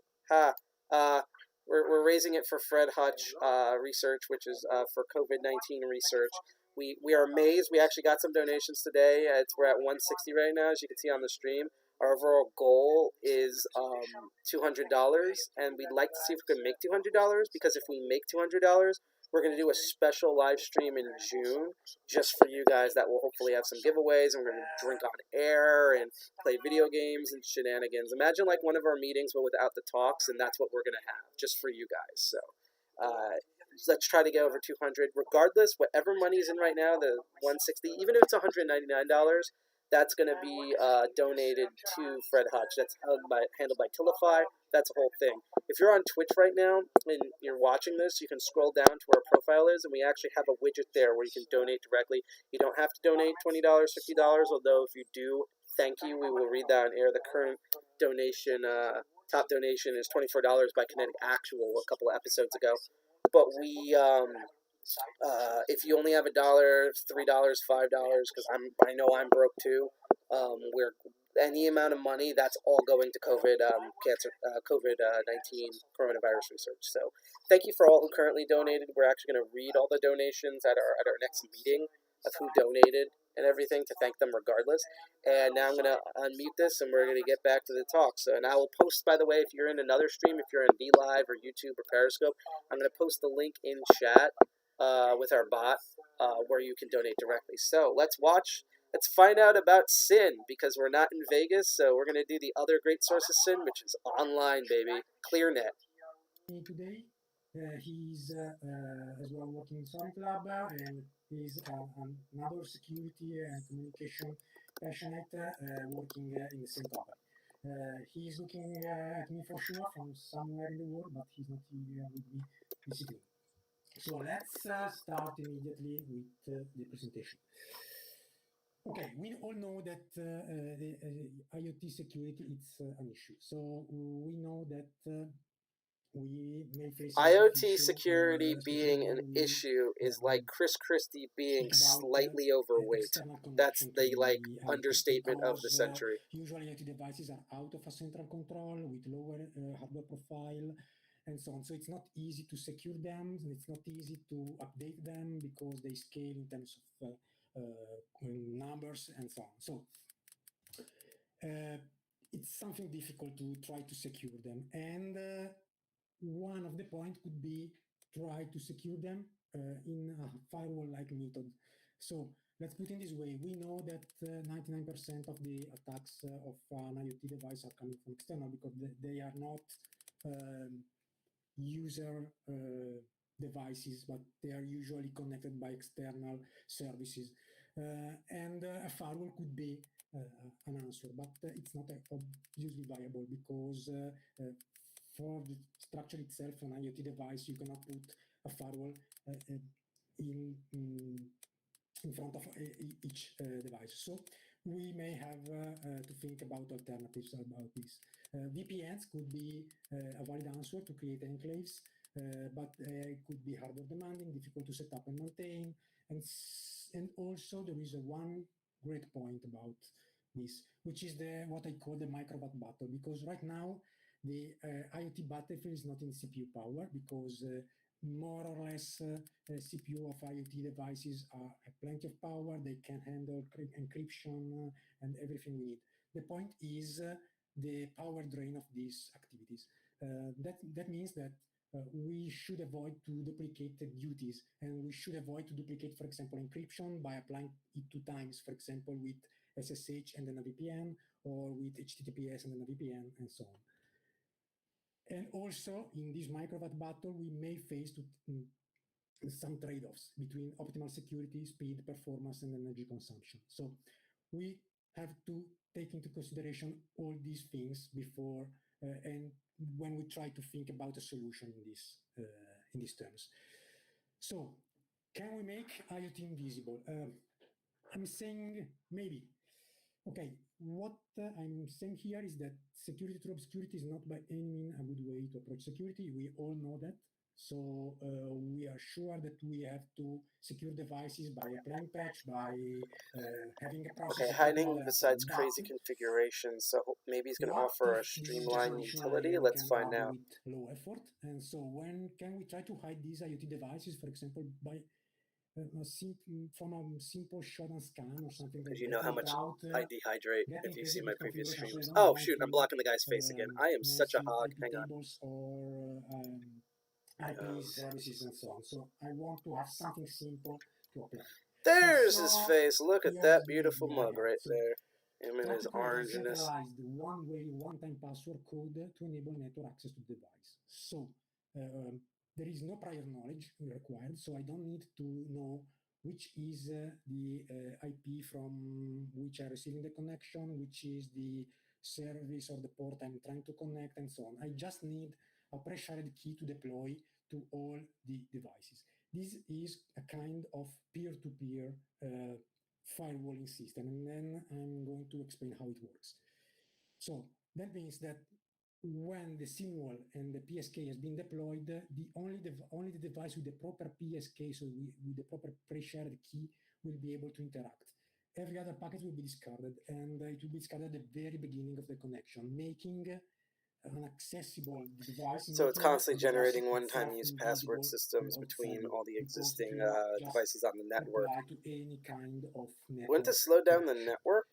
Okay. I'm curious now. This is the theory, but where this code will be placed. So the idea is to place it in the very first connection packet. So as you can understand from the name of the project, which is SYNWAL, we started to think about the SYN packet. The SYN packet is the very first packet sent when we have a TCP connection done to a device. That means that we are trying to place and force in some way the standard to place an authentication code in the very first packet.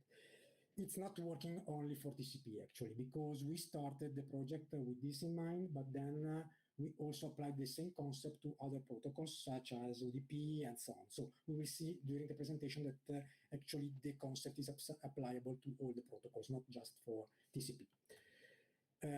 You may argue, if you know something about networks, that usually SYN packets does not have any kind of payload. They are just packets sent to establish a connection.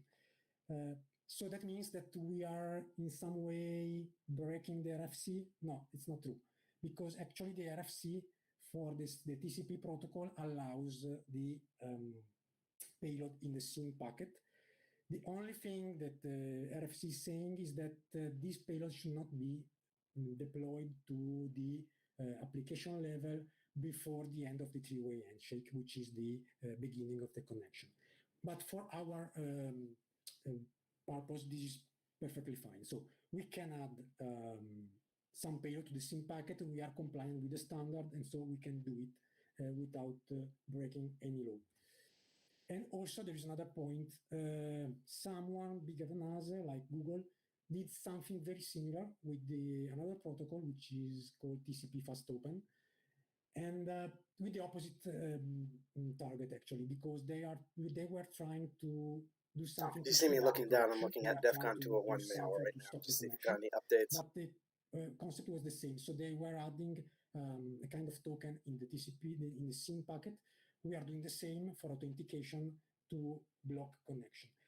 We have to say here that some of the firewalls, main vendors like Checkpoint, Palo Alto, have the rules that are blocking by default packets, SYN packets with this payload.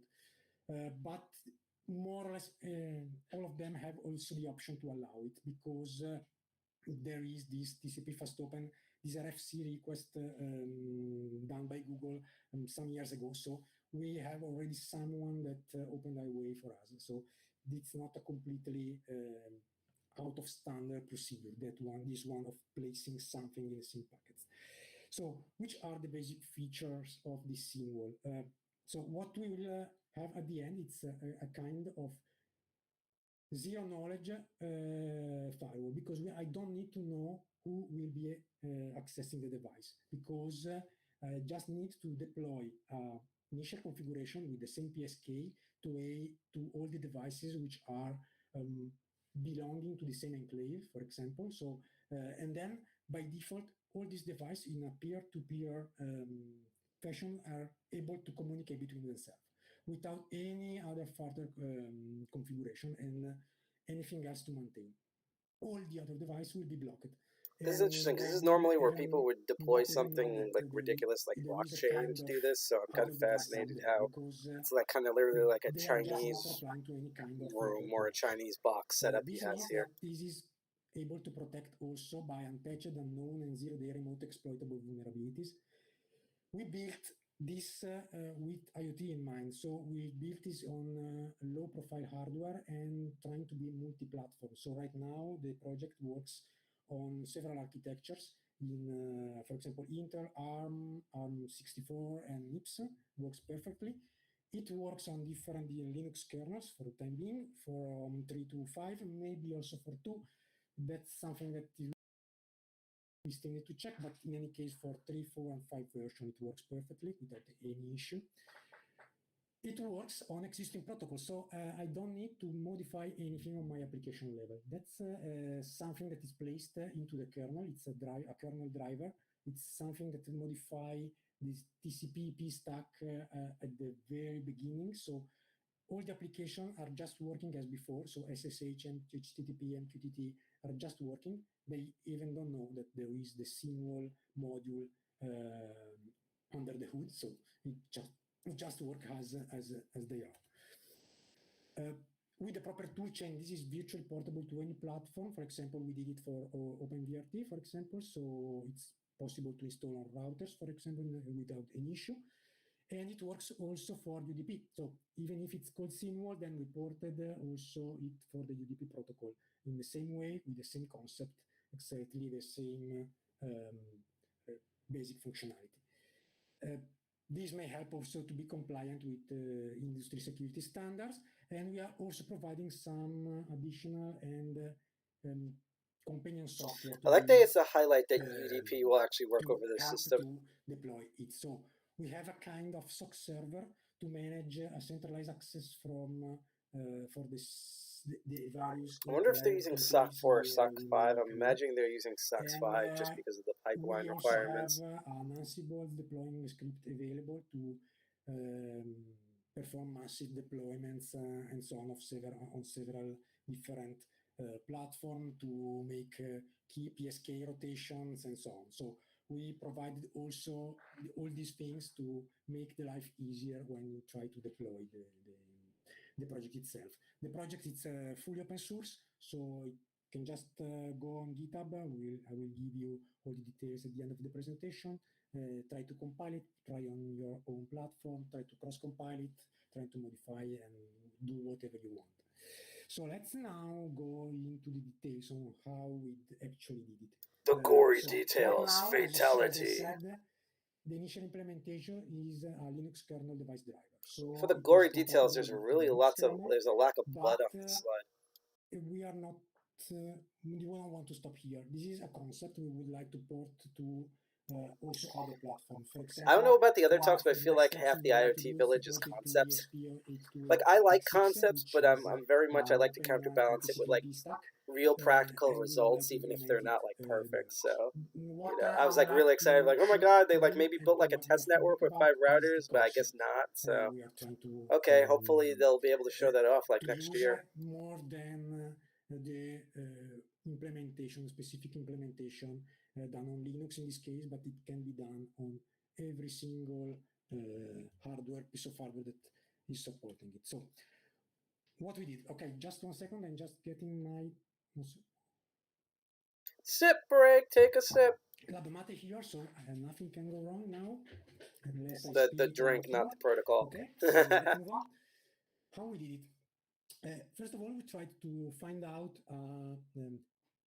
a cryptographic hash implementation. We found out this one with which is called Quark, designed by Jean-Philippe Mosson, who is a very well-known cryptographer. And he designed this algorithm I love the way he specifically says that, for cryptographer. RFID or for Just very like low Rammstein energy. sort of pronunciation. I Our wish that was incorporated key into English speak. points to move on that, because we would like to build something very lightweight and without impact on the device. Oh God, Quark! Why? Why are you reminding us of Quark, please? I'm stuck here. I can't go and reach the Excedrin in the kitchen. I can't get to the migraine headache. I have to still be on the stream. Stop talking about Quark. Ah!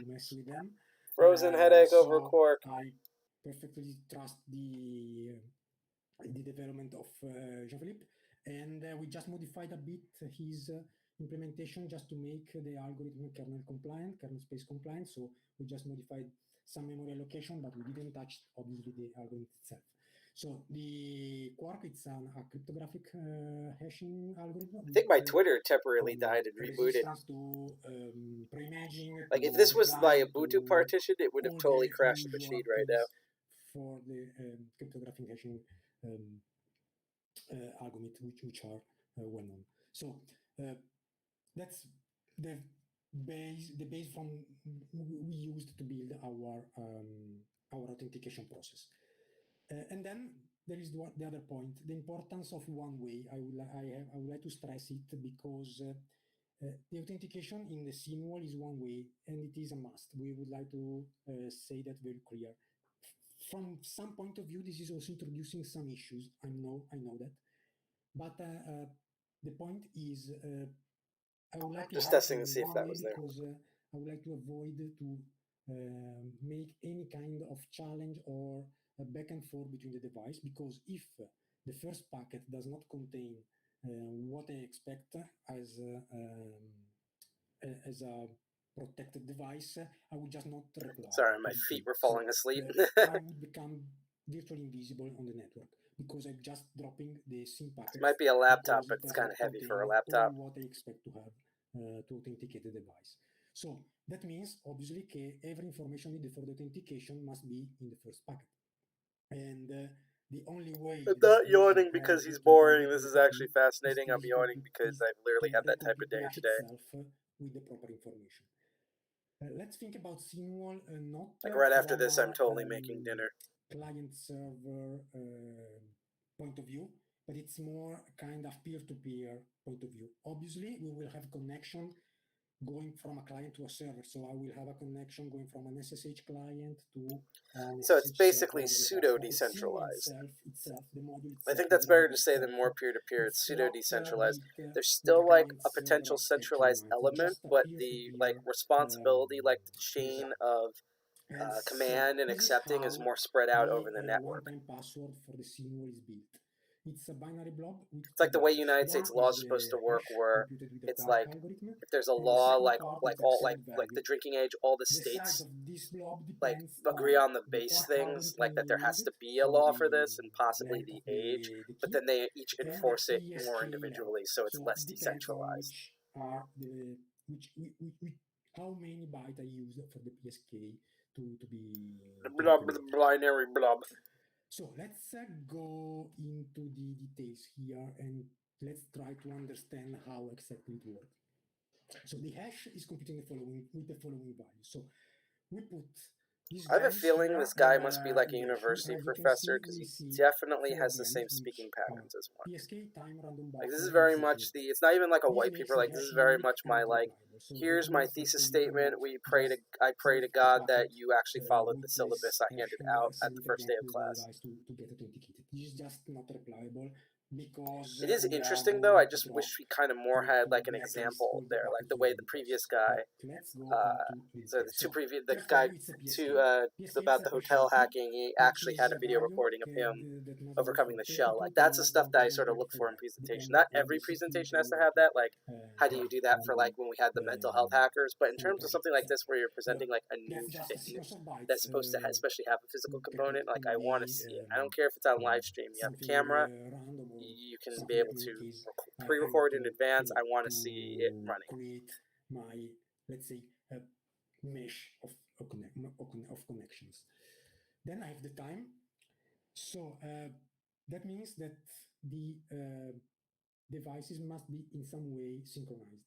But we tried to build the symbol without the time, to tell the truth, because this was a kind of limitation we would like to remove from the project. But my old age is hitting me right now. That's why I seem so tired. Issues and security without this parameter. So we decided to go with the time, but giving a precision. So that means that we can choose with options in the project itself, in the driver itself, which is the interval we may consider valid for the authentication. That means that the two devices can be synchronized as with a second, in a second, or maybe in a minute, or in 1 hour, or 2 hours, and so on. So we can choose which is the precision we want to keep. Obviously, it sounds like those like automatic revolving doors, where instead of it just like going when someone physically pushes, or if there's a sensor, it just slowly revolves all the time, and it's up to the people to time themselves to enter in the revolving door and exiting. So it sounds like what they're doing is they're setting a cycle, and then the device is connecting, wait for the beginning of the next cycle that they want to connect to, and then that's how the information is passed through. That's kind of an interesting take on this. So there is some sort of, I guess, network delay, but because it's at a consistent rate, you're able to rely on timing it, which should mitigate a lot of that sort of delay and lag. So I guess that works. That's a good solution so far, if I'm correct of what he's saying. If I'm not correct, call me out in the chat. Is not implemented at all. So the module operation is not implemented, so we decided to go with the power of two. I think he spoke English so fast he went into Argentinian. I think that's what happened right there. I have no idea what he said in that sentence. That's not because of his accent. He literally said English so fast that like he could have created a new crypto wallet. Like that's how many words were put into one sentence. Like wow. Wow. Then I have a random buffer. The random buffer, it's sequence of, sorry. Thank you, Nico Various. Holy crap. Let me double check that donation. Holy crud. I wasn't even doing anything. I was just being really boring. I'm out. Like this is a guy talking about sin, and I'm out boring him, and this is amazing. Yeah, Nico Averis donated another $20. Oh my God, you've donated total. So even though it says Connect Actual as top donor, you've actually donated to like $40 in total. So in my opinion, you are the top donor right now. But thank you again, Nico Various, for donating that. We are now at 180. All it takes is 20 more bucks. So if 20 people donate $1, we will reach 200, and we'll try to figure out how we're going to do this special stream in June. Once again, thank you so much, Nico Various, for that donation to help fight COVID-19 for Fred Hutch. That's why we're doing the stream. In fact, I will say this. If we do hit 200 tonight, I'm still going to stream tomorrow the Pros versus Joes and do the CTF stuff. Like, that is still happening. I'm not going to be like, oh, this is good, we don't have to do anything else tomorrow. No, I'm literally going to just, that's going to be my whole Sunday from 10 a.m. to like 11 p.m. It's just that. And you'll get to see their workout and everything. Because at that point, I believe it starts raising money over the total, and maybe I'll go in and edit it to add like another extra run, maybe like an extra like $20 to $50, and like I'm going to see how much I can do on that day, and then we're good, and then we'll find this out. No, especially since we didn't really get this, like I couldn't get this banner going until the middle of the month, and because of like how N Commander's constantly switching between I almost said ESPNs. He switches in and out between different virtual machines. That's why he cannot normally have the banner, which is why I update him in chat about it. And Jack had it on his stream, so did I, finally the banner. And our first meeting, we couldn't get anything to work, so we didn't have the banner. And again, we're supposed to have pop-ups for this. We're trying to do a different charity next month, and that one will be kind of the way we wish we did. There's something that we started in May, like the 1st of May, but we didn't really get running until the middle of the month. I'm really impressed that we went from like literally 0 $280 in the span of 4 shows. Like that's ridiculous. You are honestly, I feel like DEFCON 201. I mean, hackers are amazing in general, especially the DEFCON community and extended family is amazing. But like you guys who support us at DEFCON 201, you are honestly like the best people. Like I often go. I'm sorry to talk over this guy. I'm listening to what he's saying, but I normally get we get comments, not all the time, but we get comments about how we're really professional and how great we do and all this stuff. But to be honest, we really, as PBS as this sounds, we really couldn't do it without all the people supporting us. We literally started off with like a couple of tens of people on Twitter, and it's just exploded since then. So thank you guys so much. Thank you again, Nico Various, for donating $20, and now he's donated a total of $40 towards the COVID cause that Fred Hutchinson is going to research. So yeah, let me shut up and let's go back to the talk because I believe he has 20 minutes left on this talk. But again, thank you so much for that, and that's why we're doing these streams. And again, even if we reach 200, and I would love to reach 200 tonight, our total goal. But if we, I will Etika freak out probably if we reach 200. But if we do reach our goal tonight, I'm still going to live stream. That will be like my partial reward for you guys because it's going to happen anyhow. I'm going to stream Pro versus Joe's at noon. I have to work out, so you guys are probably going to see me work out on camera, and you can laugh at my inability to do certain complicated exercises that Ring Fit Adventure thinks a 33-year-old can do, but they can't because, as I've always said, I feel like women age like fine wine, men like myself age like milk. But we'll be watching Pro versus Joe's together, and in between the dead space, I will be going into the Hackers Trivia Night, which I believe we're doing pretty well in. We already have people on it because it started at 3 p.m. earlier. If you go to our Discord invite, which should be on our website, our blog, you might have to dig a bit, and our Twitter posts, you will see the link for it there if you wanted to participate. It's CTF styled, but it's more about like hacker trivia, like trivia about tools and hacker culture, than like your actual technical still doing stuff. It's like a trivia net at a bar, except it's online and designed like a Jeopardy CTF.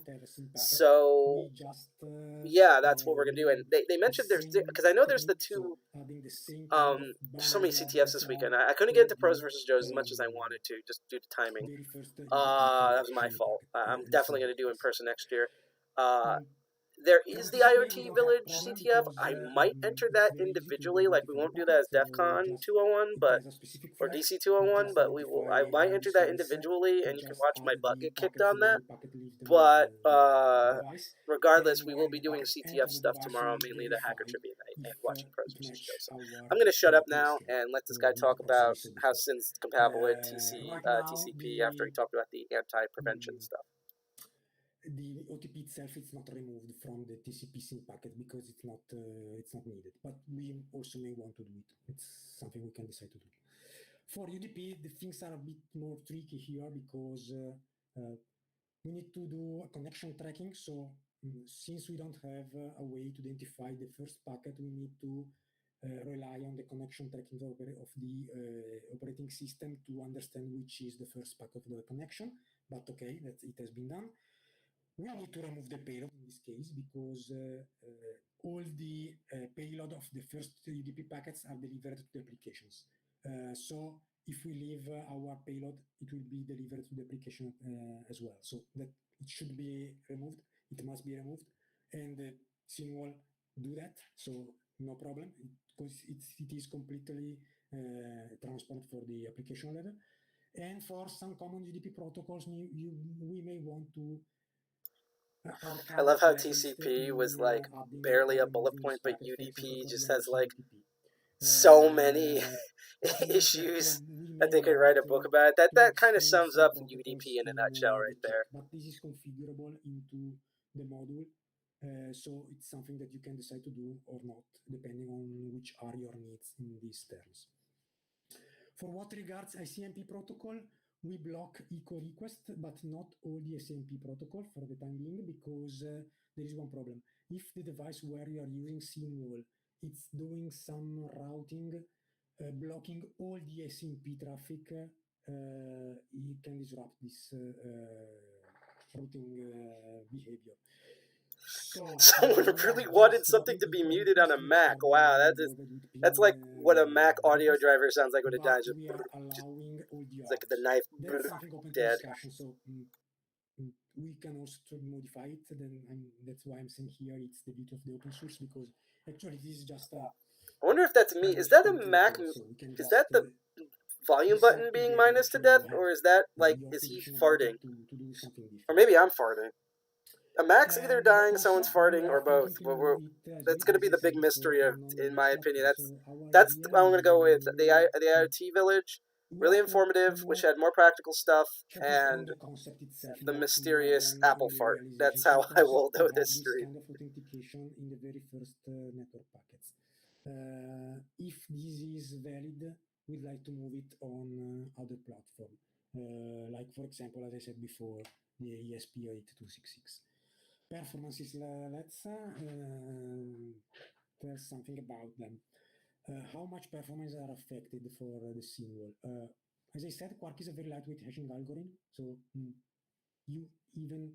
it's very hard to see it running when you look at the CPU percentage. Consider that we inspect just one packet per connection. So seen for the TCP. Yeah, that's what that would do between Quark and the way UDP would have to route everything. Yeah, one packet, like, that's why they can also do the rotating thing. That would mitigate the lag, because one packet at a time is just... yeah, that's like going to be the limitations of this thing, unfortunately. 4 SYN packets per second going to the device. So that means that there are 4 computation of hash per second. I'm so glad I have this muted, because if I had unmuted, it sounds like Jack is killing a bunch of people in his room, because he has no concept of volume.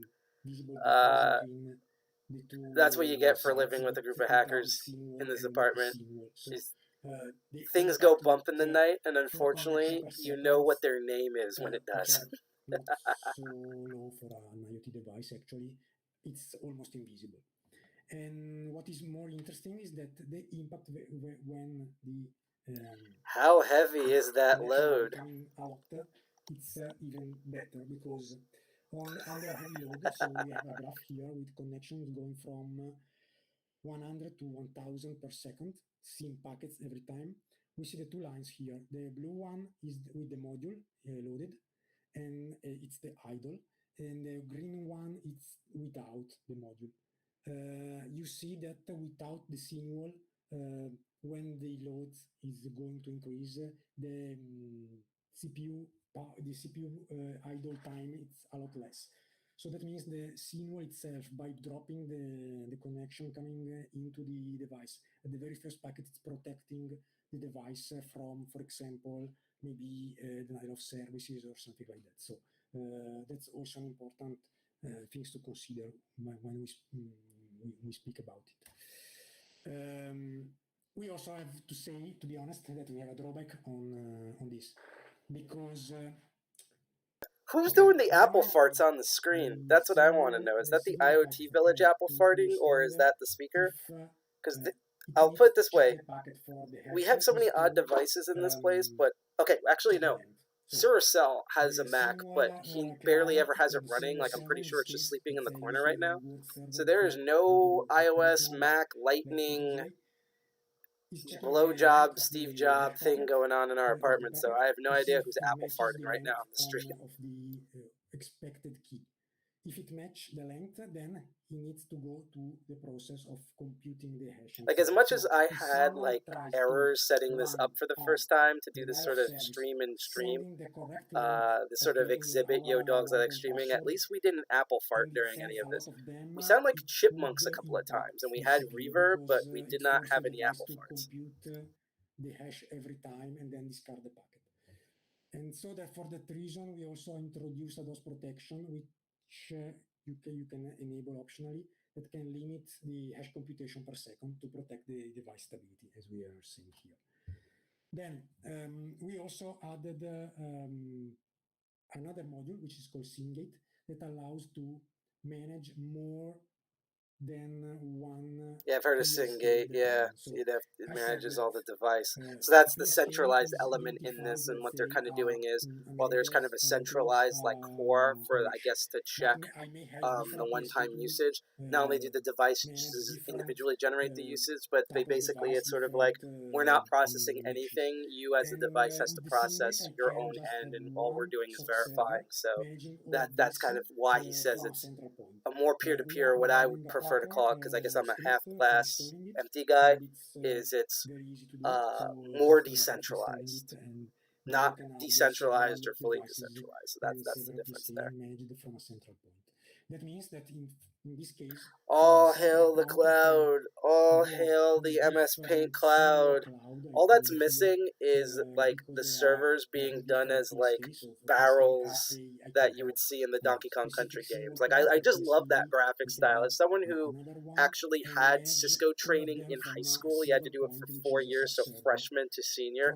From in which I It just can always it tickles my put my all the pink pickle connections. So to see HTTP this sort of connection, like switch weird connection, everything, server everything Venn diagram arts to connect. style. Like that's such an Then we have underrated some art containment style tools, right like there in for example computing. the Ansible script to automate installations. So the script is highly configurable, allowing you to choose different installation options and so on. I'm trying to speed up a bit because I'm a bit late. We also thought about fail-safe mechanism because we know that things can go wrong, and since this is just dropping the traffic, you may be cut out from the device itself. So we thought about a couple of ways to gain access again. Safe delay at reboot, you may have to configure a number of seconds after the module reload to get into the device. So that means that when you reboot the device, you can specify a number of seconds to wait before injecting the module. So you have these seconds to get into the device if you lose for some reason the access to it.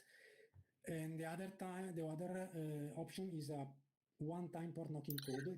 I'm glad he mentions fail-safe mechanism because I feel like that's something, especially when it comes to services, is probably like the least talked about thing. Like everyone talks about features and back end and fortification security and blockchain, all these fancy things, but no one ever talks about like eventually your product or your service is going to fail. So it's like why I love Proton VPN and Proton Mail. I more trust someone that will admit something will screw up and lets me know full disclosure what the backup plan is going to be than someone who promises that this is somehow going to be unhackable and coffee mug dog and room on fire. This is fine. Having that's to me very important. Most of them have specific option to allow them. We saw very few cases where the packet itself is cleaned up. For example, we saw it in some VirtualBox. Okay, no offense to the speaker, but doesn't it sound like that he's like just like co-opted some computer in some workplace somewhere and like security is after him? So it's like he just has enough time to do this and then he's gonna run and you're gonna see like SWAT run after him and then it like buzzes out because he's like hunched above and like leaning in like this sort of thing. Like he's like looking in, like we're like in a petri dish or something. I think that's hilarious. Sort of like, hi, yeah, this is my presentation about sin. They're after me, man. They're after me. Hack the planet. I just think that's hilarious. That's so great. Going to publish the code for using Publish the code. Publish the code. Publish the code. Publish the code. Publish the code. 132A. Because in any case, the module itself it supports the fileless PSK injection. So you EEPROM, huh? write it on disk if you want. You can just inject it. Well, they are doing this on ARM mainly, so because IoT. So that makes sense. EEPROM, the secure EEPROM itself. So it's ready. It's something that it's a bit bigger than the project itself. So it's an open point. All right, so unrelated, CNN HQ is trending right now on Twitter. There is a possibility of this is why I hate Twitter. Like, do I want to click on it? Do I want to know why CNN HQ is trending on Twitter? I know that reporter got arrested, but like, every time I look on social media, everything always gets worse. That's the nature of living right now. So I guess we're gonna find out in a moment. Yes, that could be an issue, but it's actually an issue.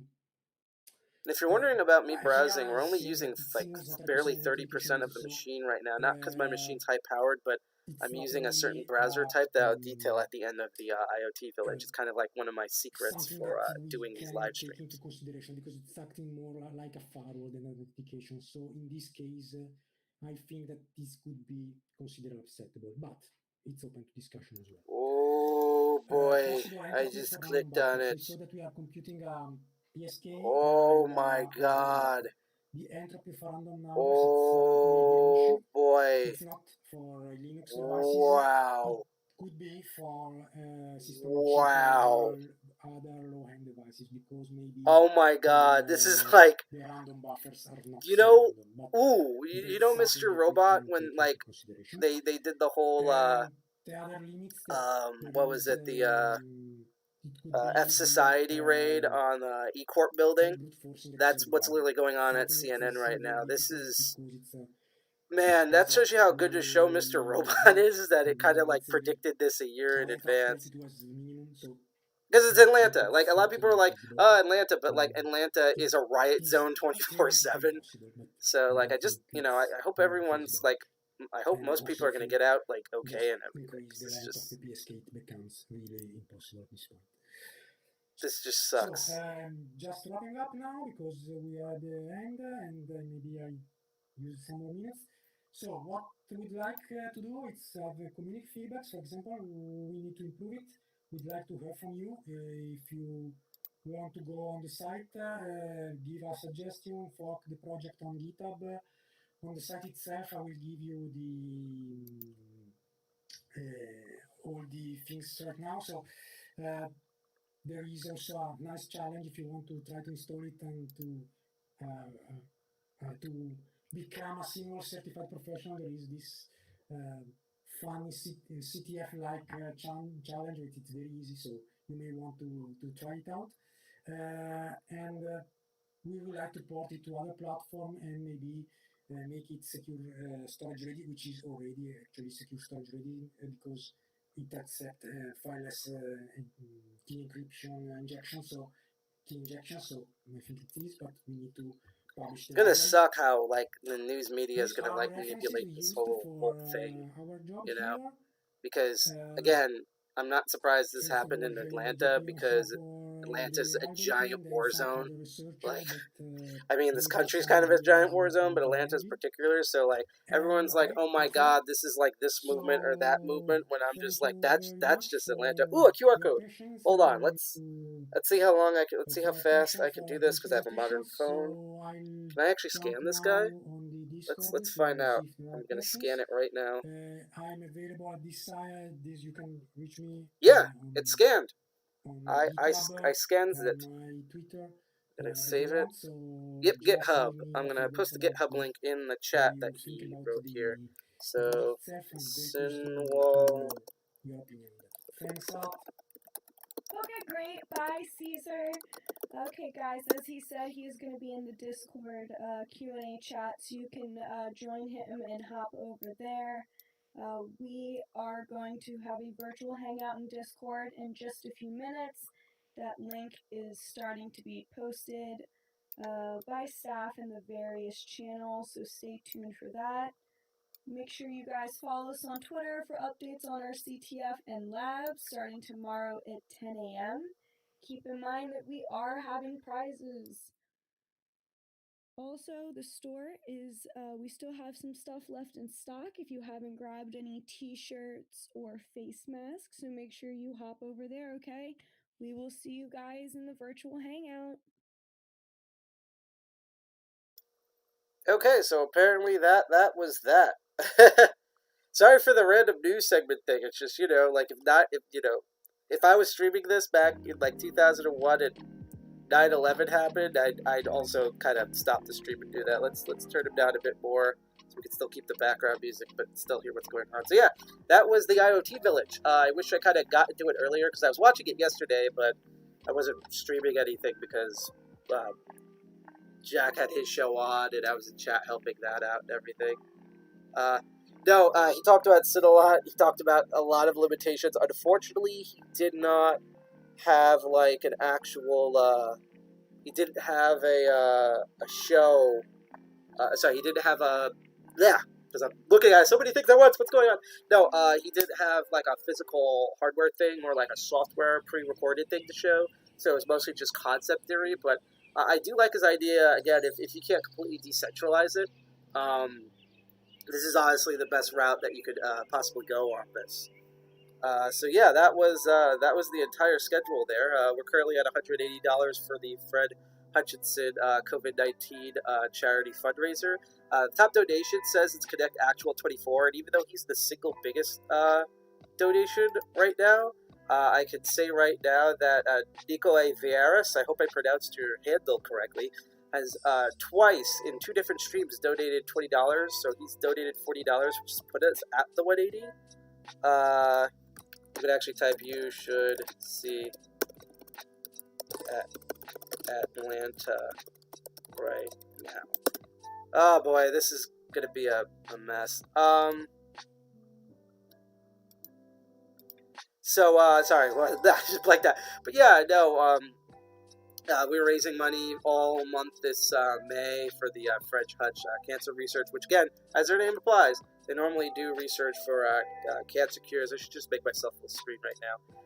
Yeah, oh my god, he's huge! That's what she also said. No, but we've been raising all month long for Fred Hutch because they are currently using all their amazing cancer research stuff to research COVID-19. So we've been supporting that all month. If you're in Twitch right now, we should be able to scroll down. If you can't find it, it's under the profile section. We have a widget on Tilify, which is how we're processing the donations. We're not taking money. That's how you know we're not like skimming it at the top or not. It's being handled by a reputable third party automatically. But they are. You'll be able to see that link right into our Twitch. If you're on another avenue like DLive or YouTube, Periscope on Twitter, or the dark web that we're broadcasting from, I will post the link in a moment. Actually, I'll post it right now because it'll just be the link to the exact page on Tiltify that you could donate on. Also, I know that last time we streamed, for some reason our Tiltify widget did not work. So this makes me seem like cool. I should be like this is the. I am so white. No, so yeah, my lame whiteness. No, it's just that, so we've been doing that all month, and we couldn't really get all the icons and everything and the announcements up and running until like the middle of the month, like basically like a day or two before our meeting. And our meetings that we virtualized online are the third Friday of every month. So we only started really doing this in the middle of the month, and I'm amazed at, well, we've been streamed like 5 times now. And we literally went from like no money to $180 within every time we streamed. You guys are crazy and keep donating money. Now the first time we got over $100, which means we are going to torture N Commander on the stream at some point in June. That will be its own thing. Now that you reached over 150, we're going to up the ante of the torture on him. So some of the ideas that we were like, no, we can't do that to N Commander. Like, he'll rage quit life. Like, we're not going to do that to him. We're going to do that to him now because it's 150. He's probably, I wish I could hear him right now. He's probably like legit crying right now. But we're gonna up the ante. And I will say, before the end of the month, before May 31st, because even if we hit our $200 goal tonight, and I that would be amazing. I will. When we hit $200, even if I wake up tomorrow and it's there, I am going to legit have an Etika punching the table, typical live streamer reaction moment, because that's the type of person I am. I will become temporarily Jewish on screen, just like, what? And freak out. But regardless, I'm going to be on tomorrow. I don't know if anyone else on staff, aka in the apartment, will join us for tomorrow. I'm going to try to set up a Zoom room for tomorrow for that. So if any of the people who do in the CTF online want to show up, and I'm probably going to get a lot of trolls during that, but we'll see how that goes. If not, you'll see me at least. And tomorrow we're going to be watching the Pros vs. Joes live stream. And I know today the pros versus Joes, because I had to talk earlier today. It was about I normally I'll get a sneeze. We're gonna wait for a sneeze.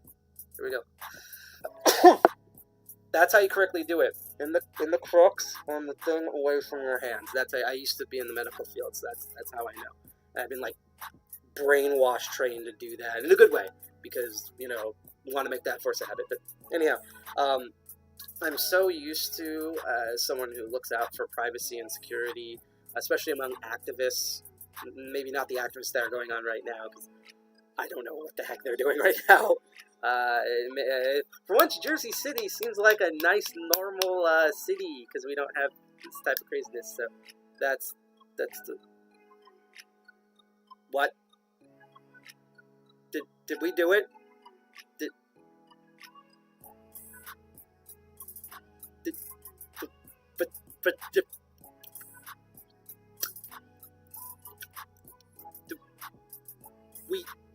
What? Nexus, you... What? Hang on. I'm not going to believe this is real. Hang on a moment. I have to go to the Tiltify website. I'm going to see... Breathe. I'm going to see if this actually happened. Because we wanted to announce this type of special stream earlier this week. But we literally threw this out like... We threw it out like roughly an hour before we streamed, and I was late to it because we were out at KFC and everything. So let me go check, because my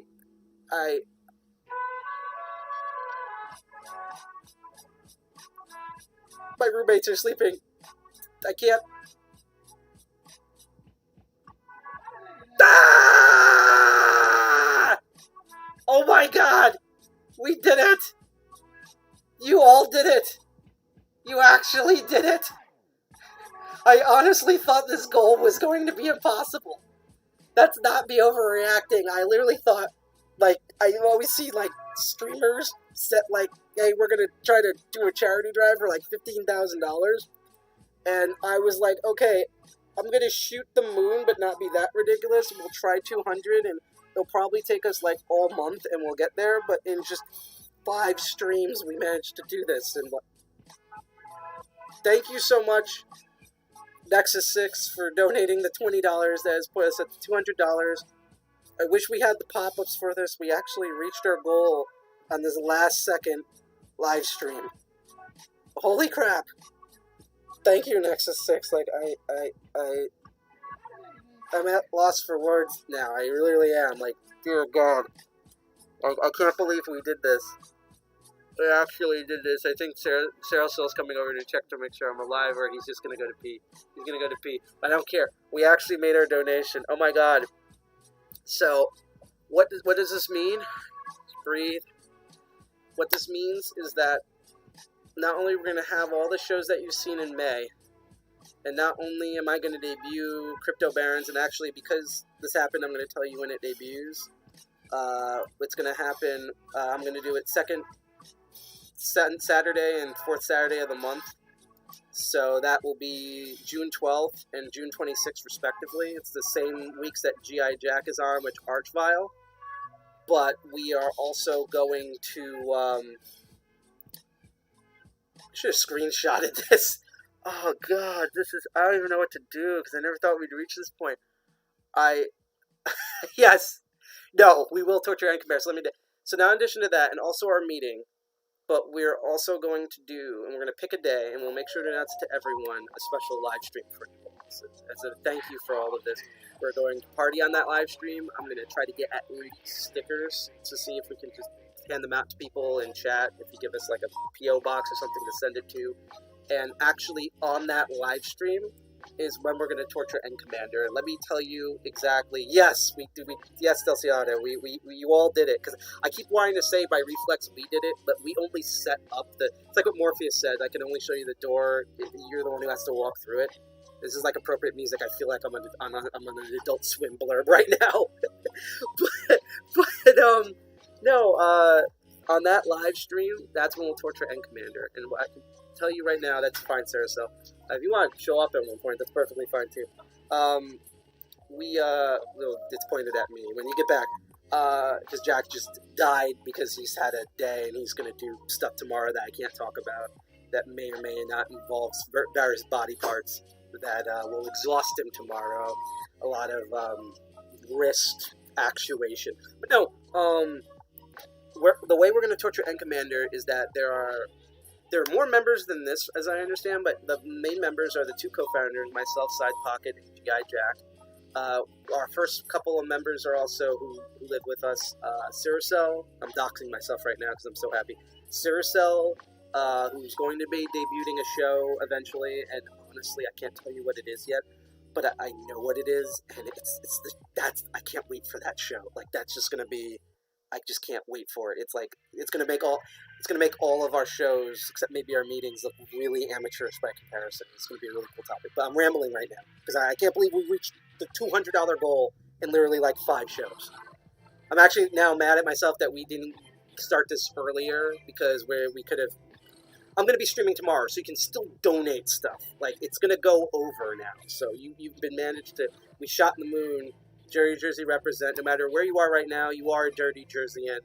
Thank you so much. But regardless, so on that special stream, what we're going to do is myself, which I'm Side Pocket, by the way, one of the co-founders, GI Jack, who's co-founder, and members Ciricel and Neo, who you haven't seen yet, spelled X-I-O. Well, actually, let's do the reverse. X-I-O. We're going to come up with the most evil things we can think of on a huge list.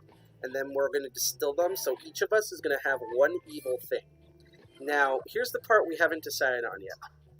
We don't know if we should post what these evil things are when it goes to vote on Twitter and our website, or, which is what I personally think we should do, is make it like, will you take your athlete? I'm not an athlete. And, you mean the music? I can mute the music. There we go. There we go. Now you shouldn't really hear anything, although I think my mic might be picking up stuff. So, anyhow, this should be okay. Anyhow, we just derailed my thought.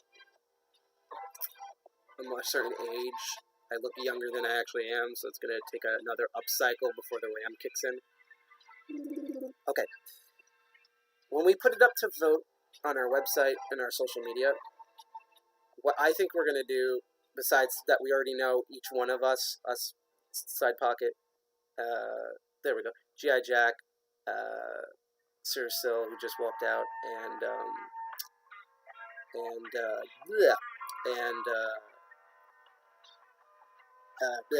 N Commander, sorry, not N Commander, Neo, so all 4.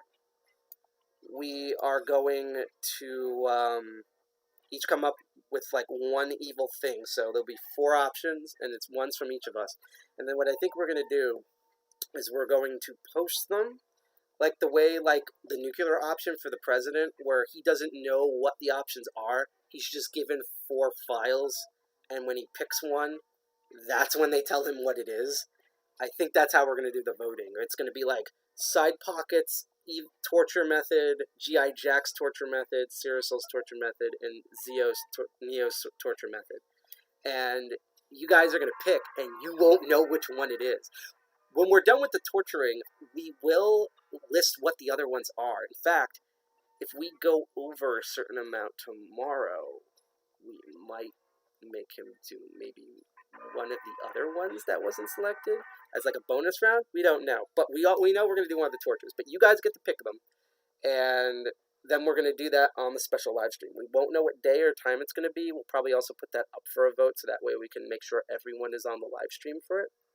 But we will do that, and we're doing that because you guys and gals, packets and hackers are truly absolutely amazing. When I was younger and I would hear, what's his face? I've worked with him before, Johnny Long. When I've heard Johnny Long talk about the amazingness of the hacker community, I've always like, yeah, charity, lip service. But no, this really was amazing.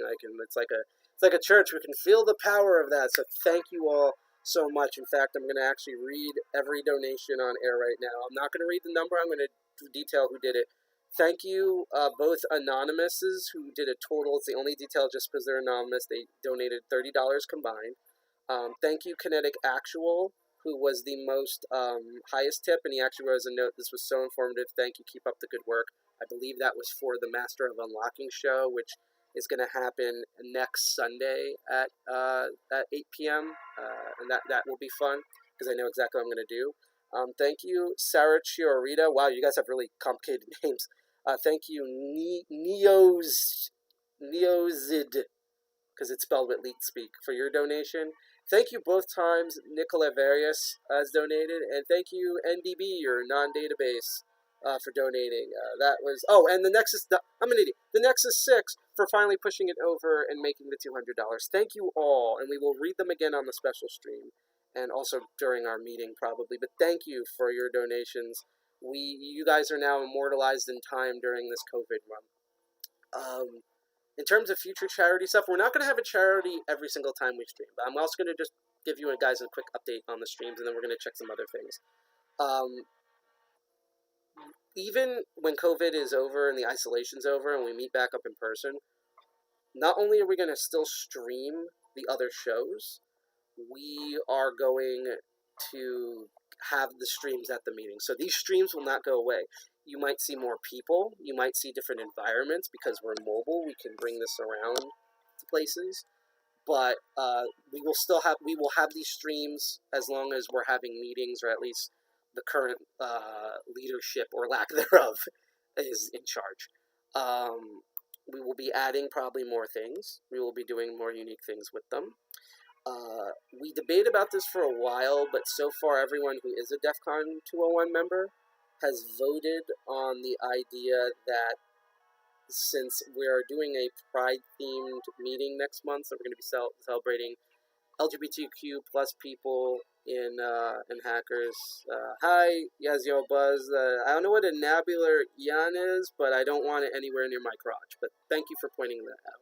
We're right now, by the way, who's ever tuning in and celebrating the donations. So what we've decided is we're going to do this charity run again.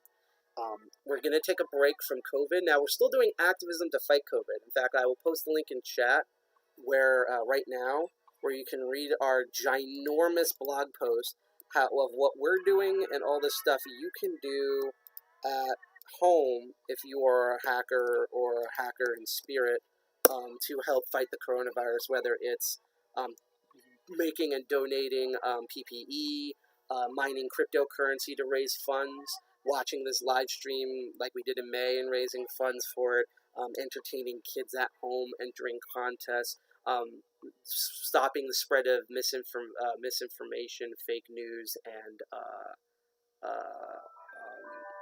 phishing attempts from people, loading up Linux configurations that will help doctors do this, resources for biohackers, just a huge plethora of that sort of stuff.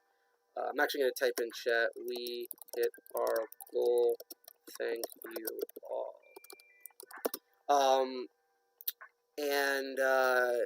What we're going to, so we're going to take a break from, but this is the current plan right now, we're going to take a break from Fred Hutch.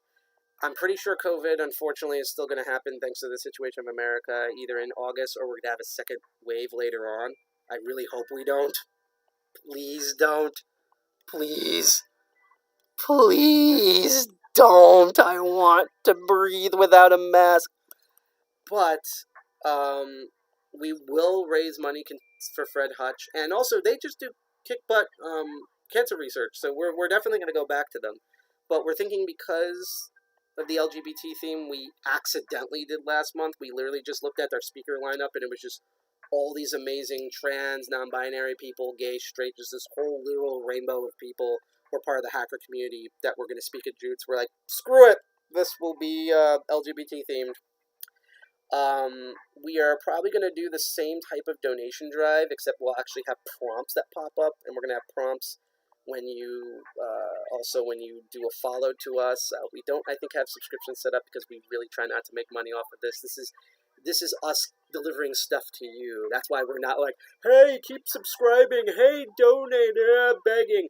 We're not like that at all. If you've noticed our YouTube videos, none of them are monetized. That way we can't complain about being demonetized, aka go die in a corner quarterling.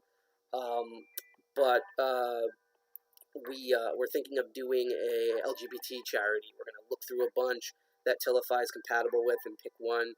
And just for 1 month, just for June, we're just going to do that. And again, we're probably not going to do charity streams every month. We only are doing this one. We did this one for 2 months because we lost a lot of time in April because of the crisis right now going with COVID. We have over like 10,000 Americans have died, and there's still so many that are infected, and everyone, including myself, has been economically impacted by this, and it's just a whole mess because our government is just a mess, and our companies are a mess, and people are just a mess in this country. So we it's bad when New Jersey seems normal during a crisis. That's really bad.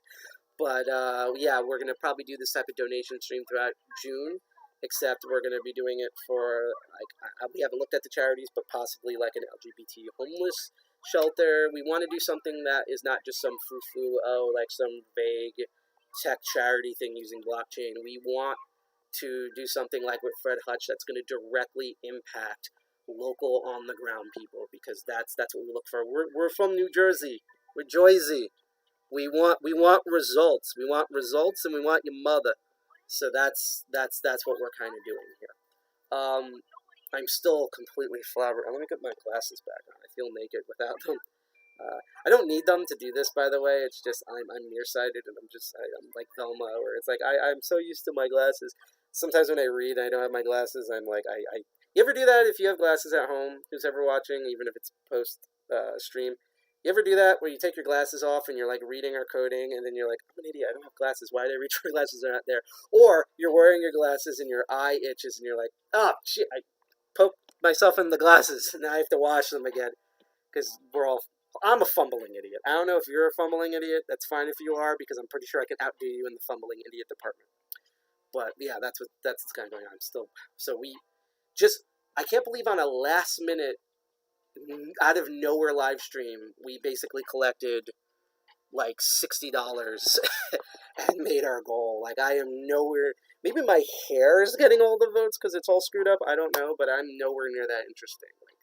We literally just ran a stream where we're watching grass grow. So thank you again. Even though we reached our $2,000 goal, sorry, 2,000.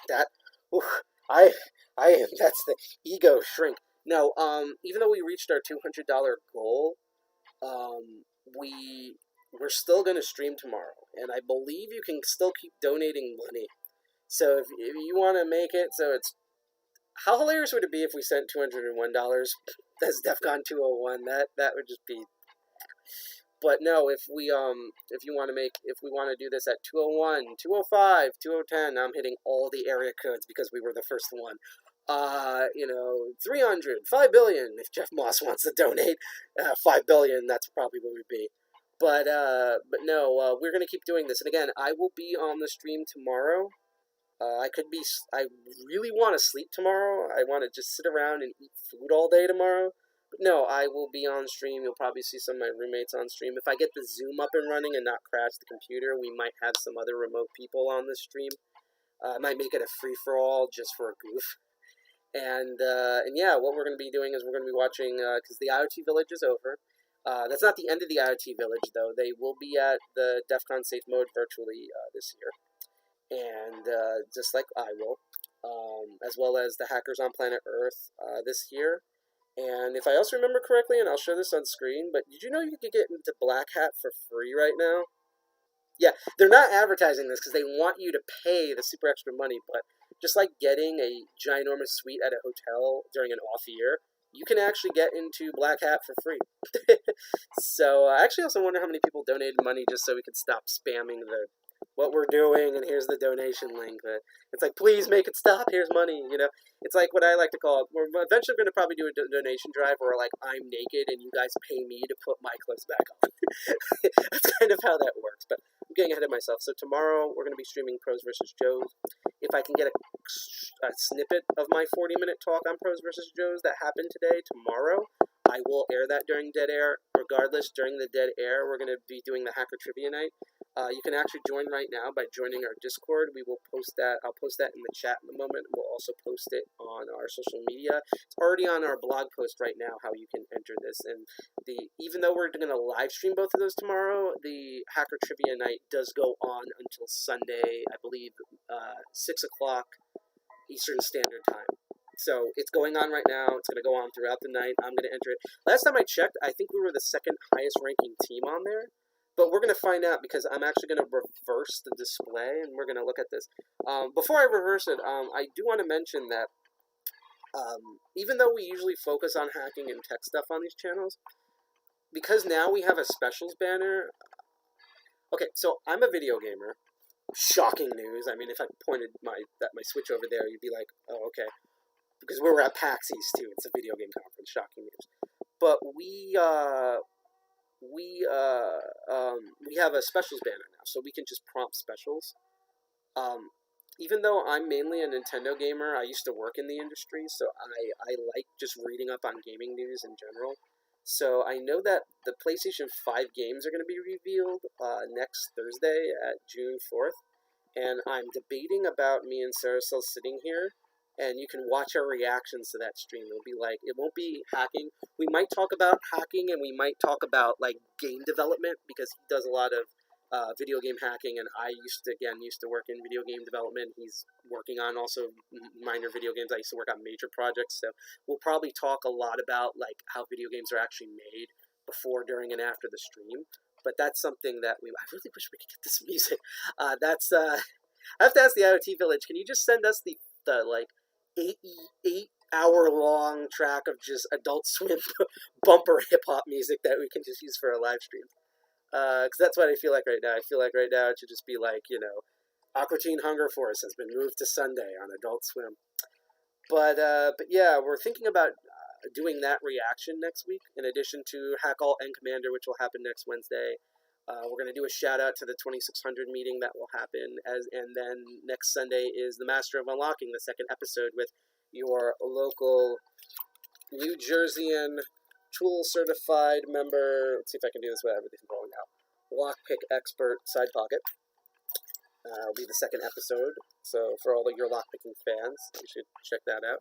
So we're thinking of doing that in addition. And one last thing before we check up on some stuff.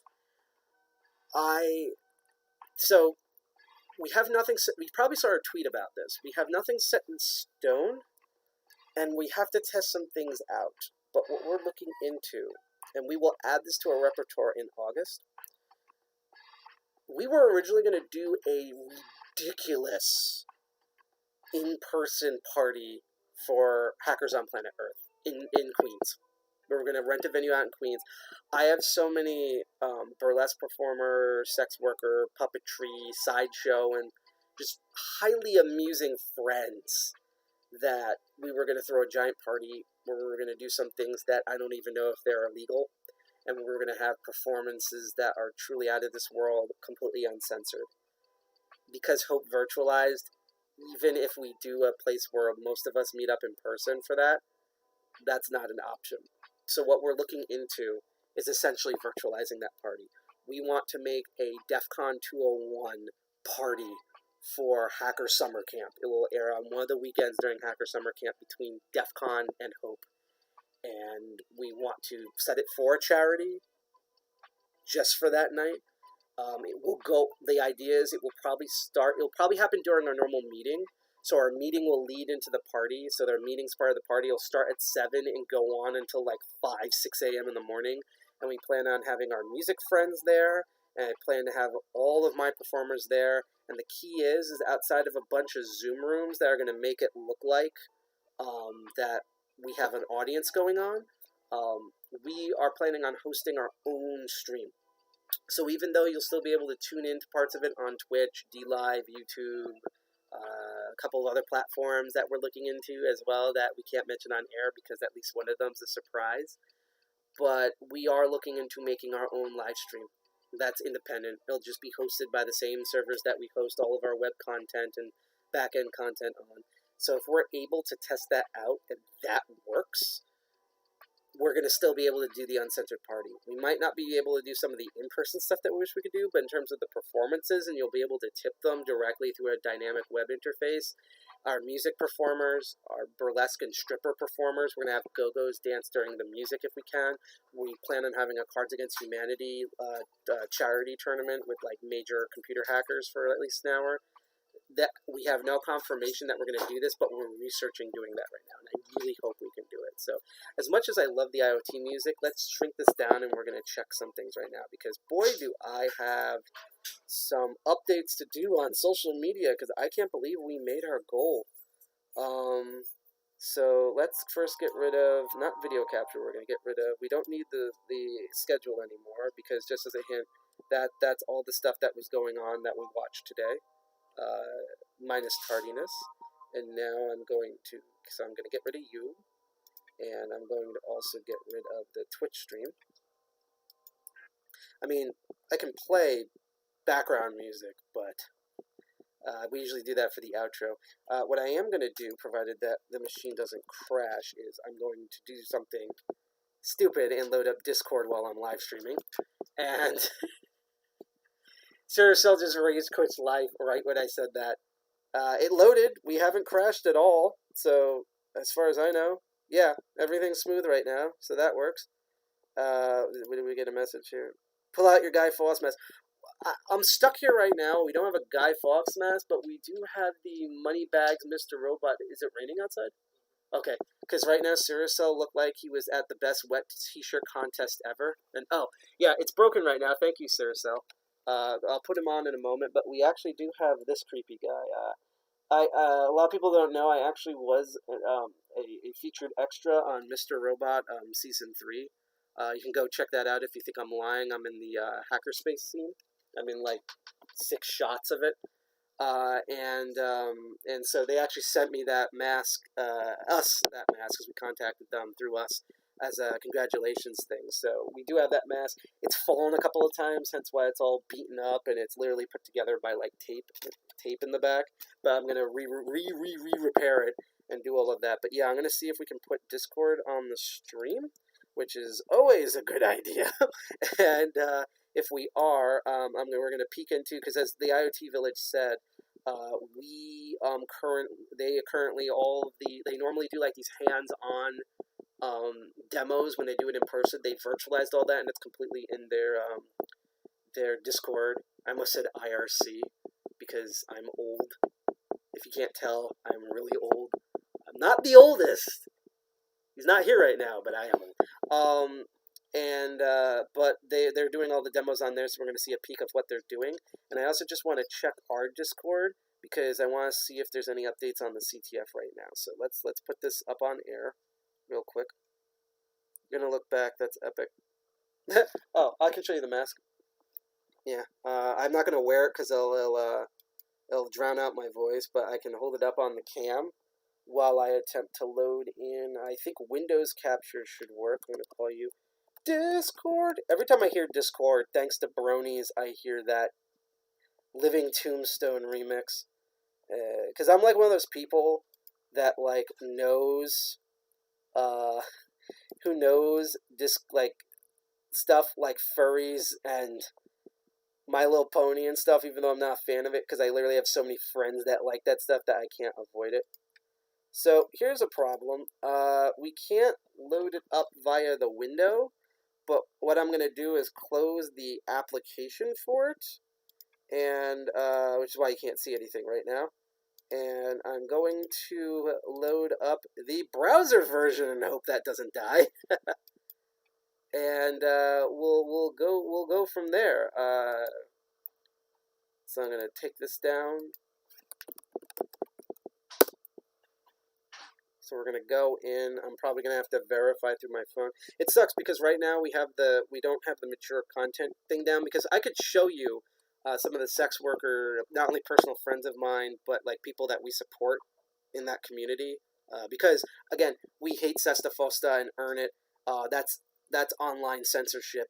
They always target sex workers first, because they know once they get away with that, that they will then do it next. Like literally, because they realized Sesta Fosta worked, that's how they expanded and drafted COPPA.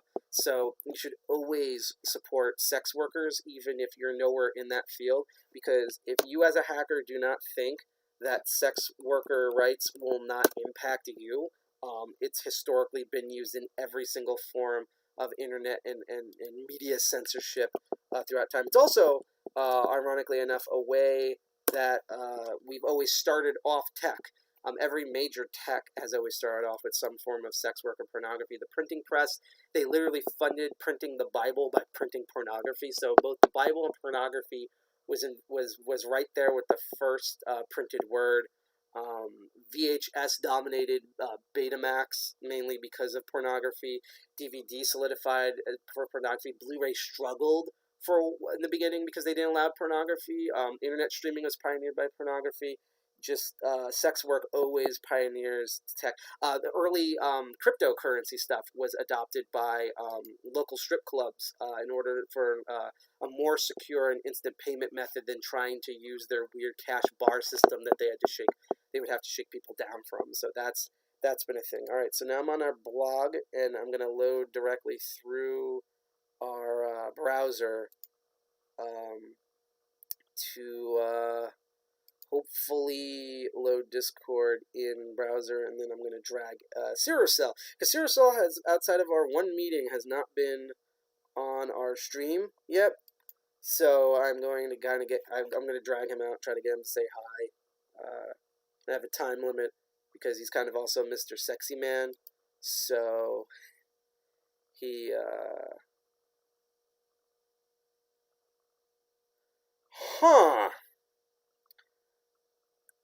Okay.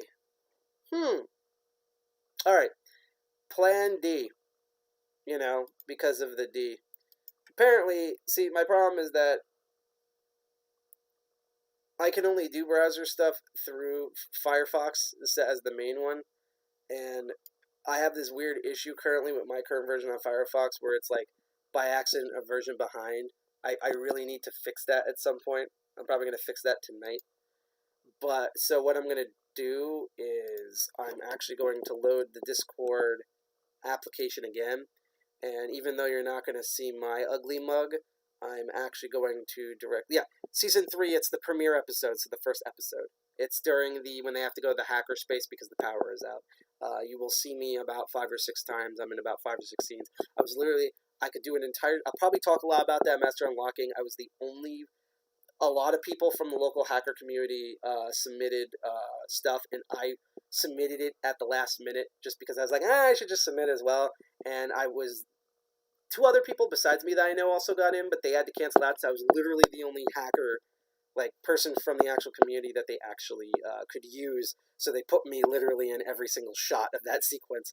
But yeah, I'm gonna load up Discord, and we're gonna go into screen share now. So it's gonna look a little funky. So 3, 2, 1.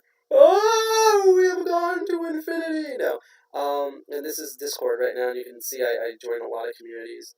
So right now, I'm actually gonna ask, hey, you guys and gals are on our live stream right now.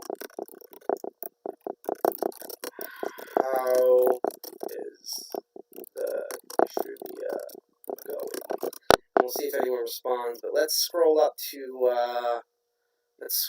all the way up to the IoT Village and see what's bumping here. So this is the IoT Village Discord. I can dox myself right now with all the different groups I follow. It's the announcement page. The Hack Labs are live. Okay, so that's its own link. So let's copy the message link. Let's see, what browser should I open this in?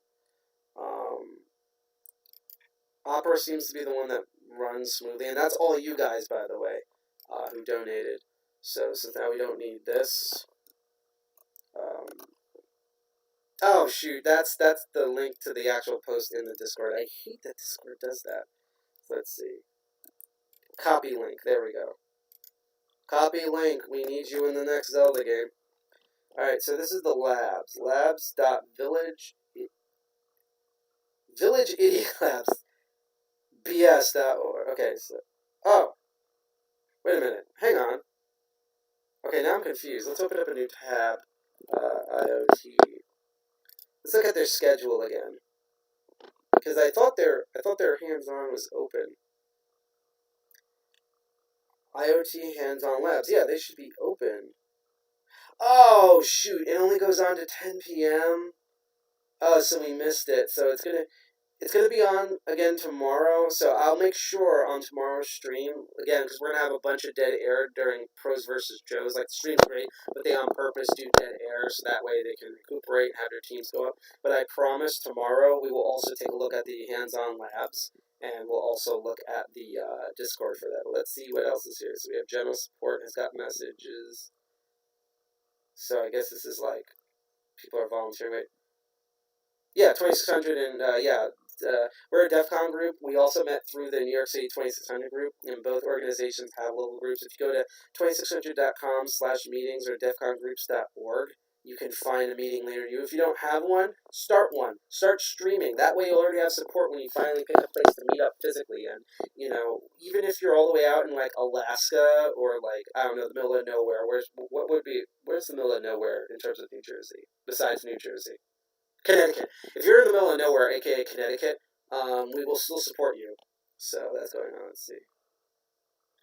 Not only, Karen says, not only USA, in my opinion, all countries have weak power for infrastructure because OT world is quite different than IT world. Yeah.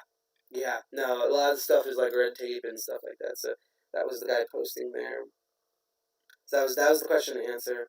And then this is the CTF support, because I guess everyone's getting ready. Yeah, it's going to happen tomorrow. I don't know if I'm going to do that CTF, but we're definitely going to do the hacker trivia night.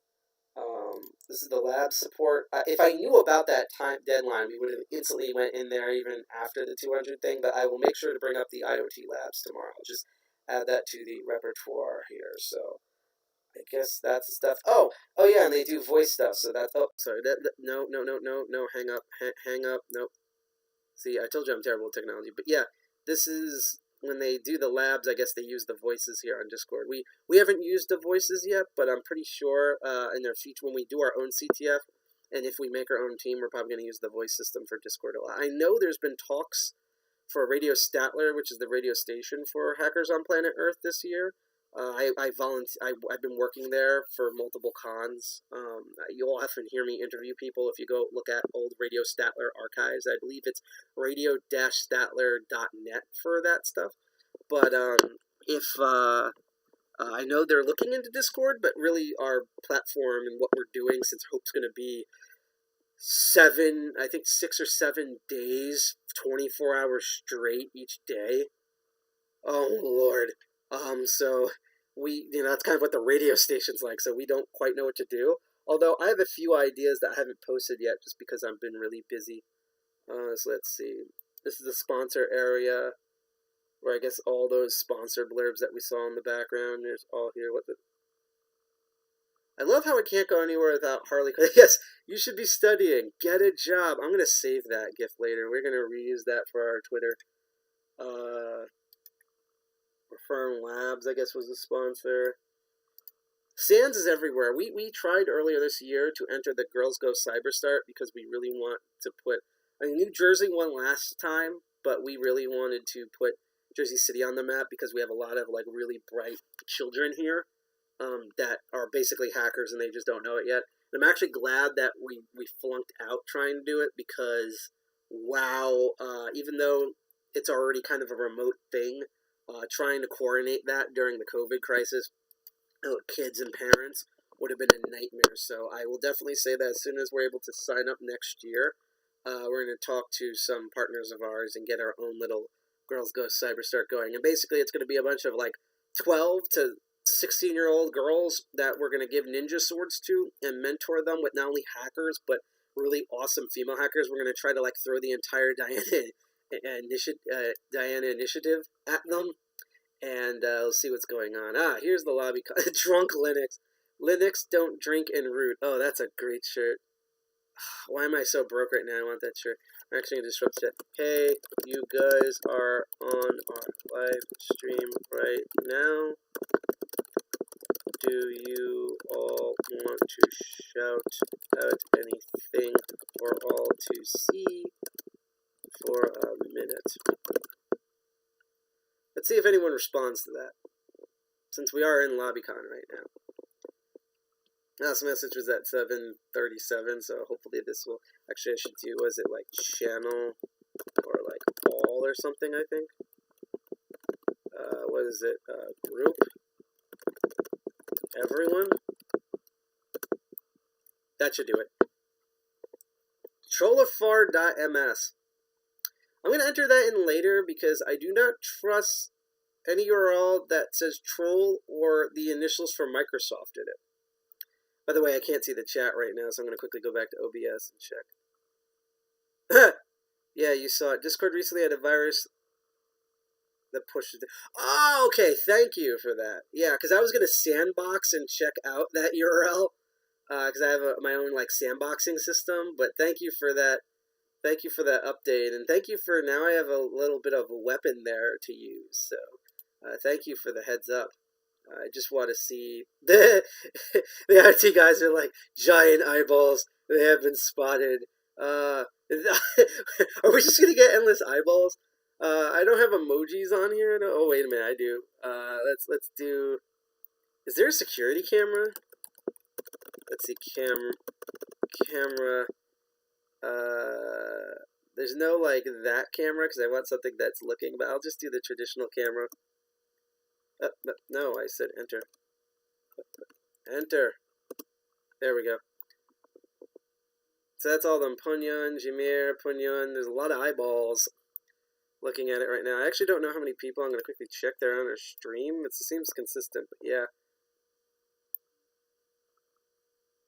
I'm going to type in, yes, hack the planet. Don't worry, we will drop in during PVJ CTF downtimes tomorrow and check out the IoT labs. They're trashing our rights. Well, literally everything's getting trashed right now in the United States, so yeah. I mean, first it was our government, now it's just everything. You know, escalation. Privilege escalation has double meaning now. See you all tomorrow.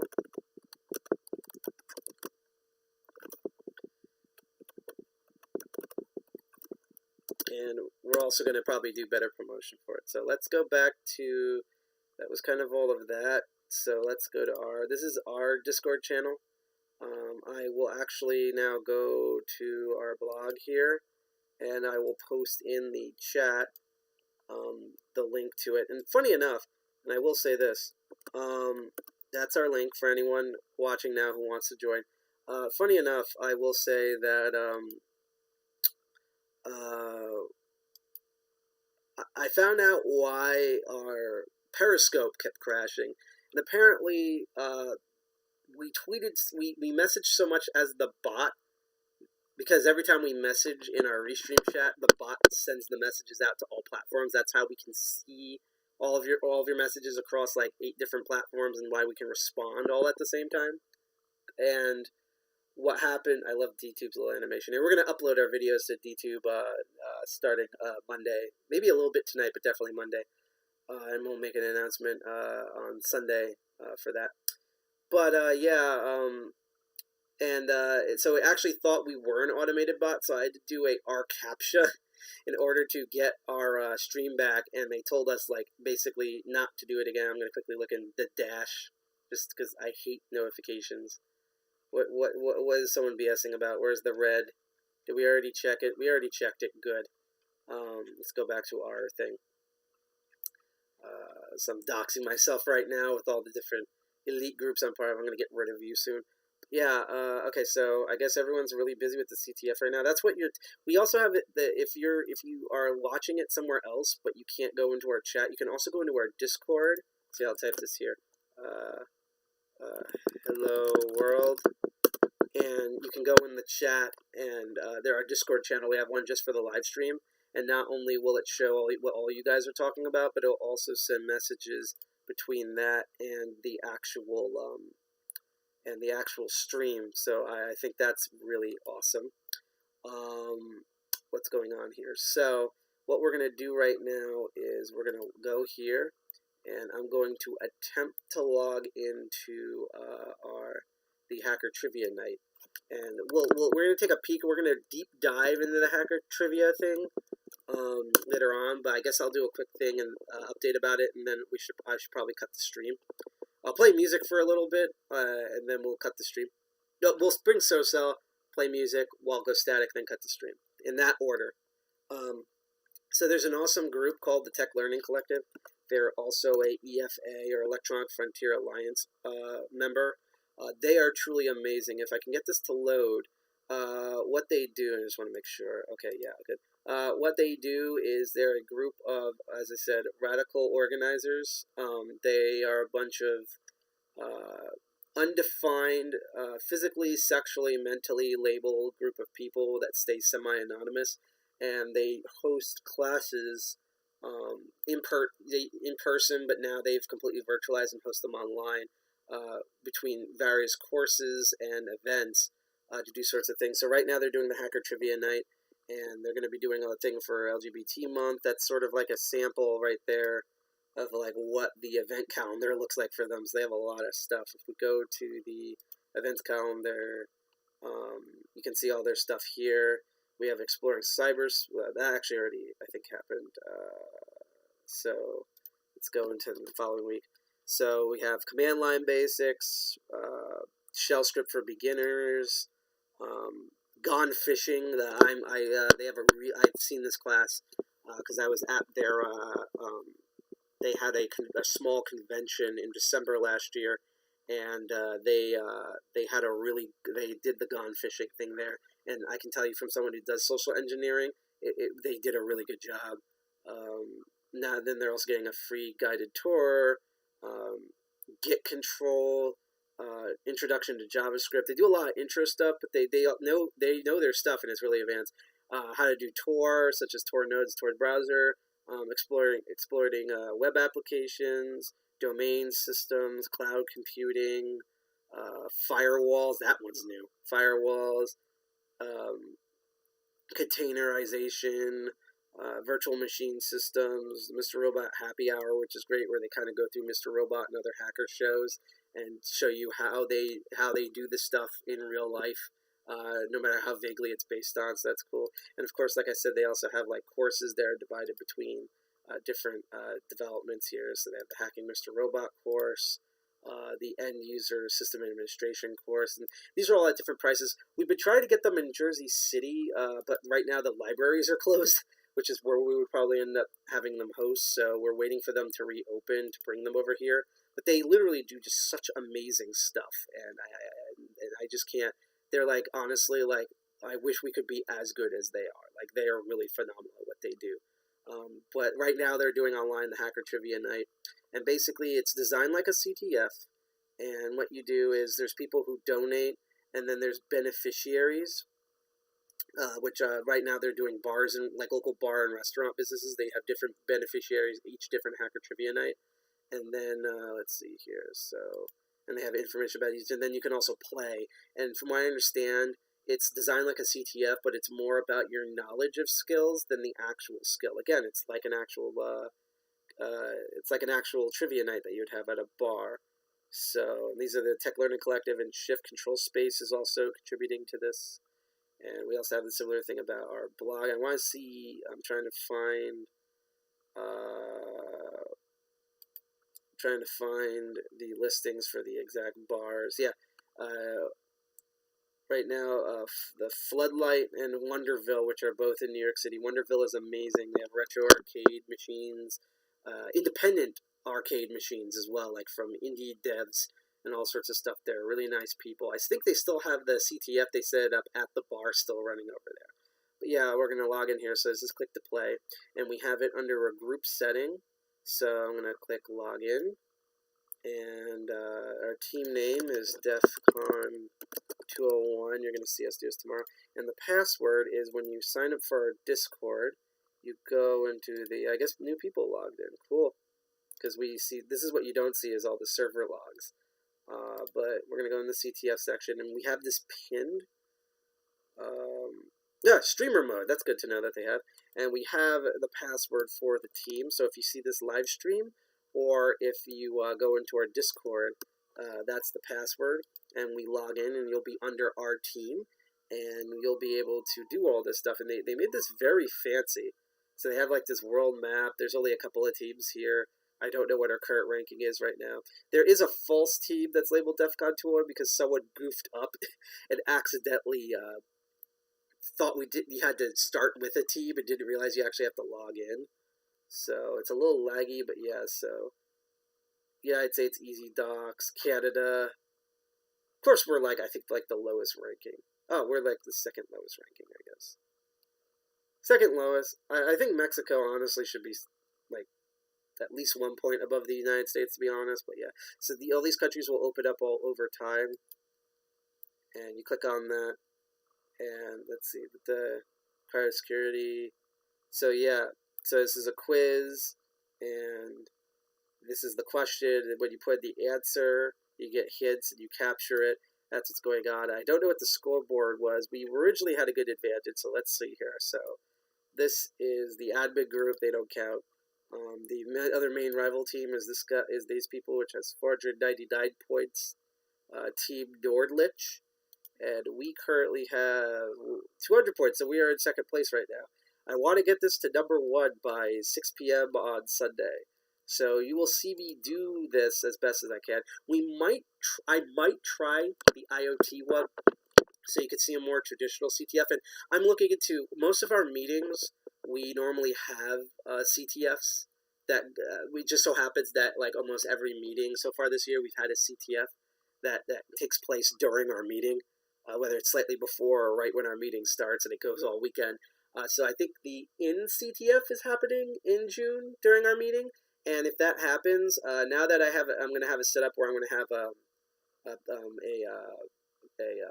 VM of Parrot OS on Windows, so I can stream and do Linux security at this security through a Linux system at the same time. What's this country? Zimbabwe is 15 points. Wow, it's a lot more than their money. But yeah, no, I wonder what Japan is. 5 points. Japan's only 5 points. Okay.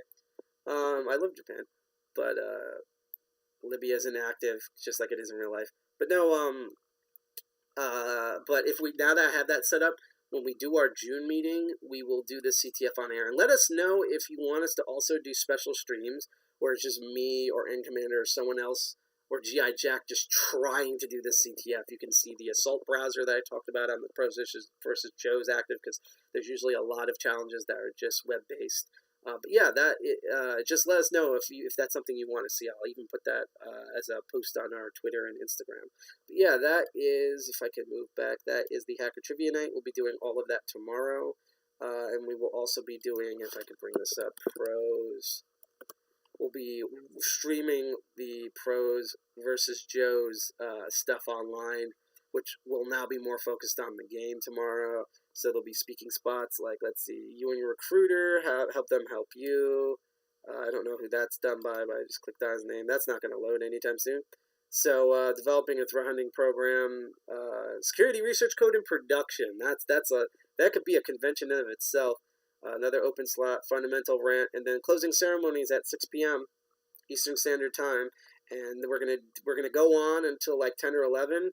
And that will all just be Hacker Trivia Night and or any other thing. And the IoT public demos. So that's what we'll be doing for the rest of the time for a couple of hours. But yeah, that was our stream. Let's go back to the main stream here. We are the mainstream. Go back on the mainstream, man. We're mainstream. We're the establishment. Let's see here. We got a thing. Hello World. Doxed. Hello there. Would you like to recommend books?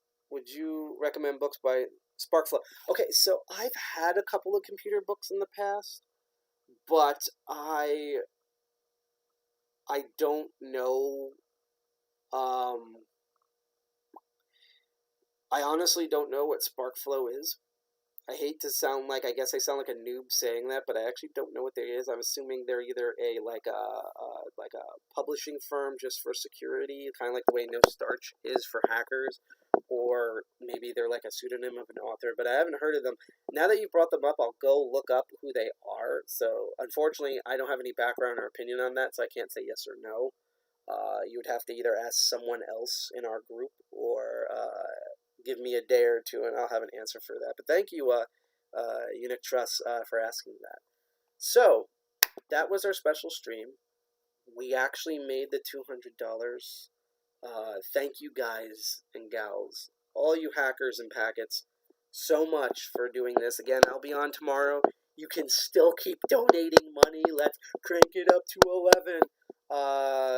I'm happy right now. Like this will go through $200. Fred Hutch, just like we said, we're gonna make a big post on this in a bit this afternoon after I cook dinner because I'm about to die right now because I literally have not had food since like 4 p.m.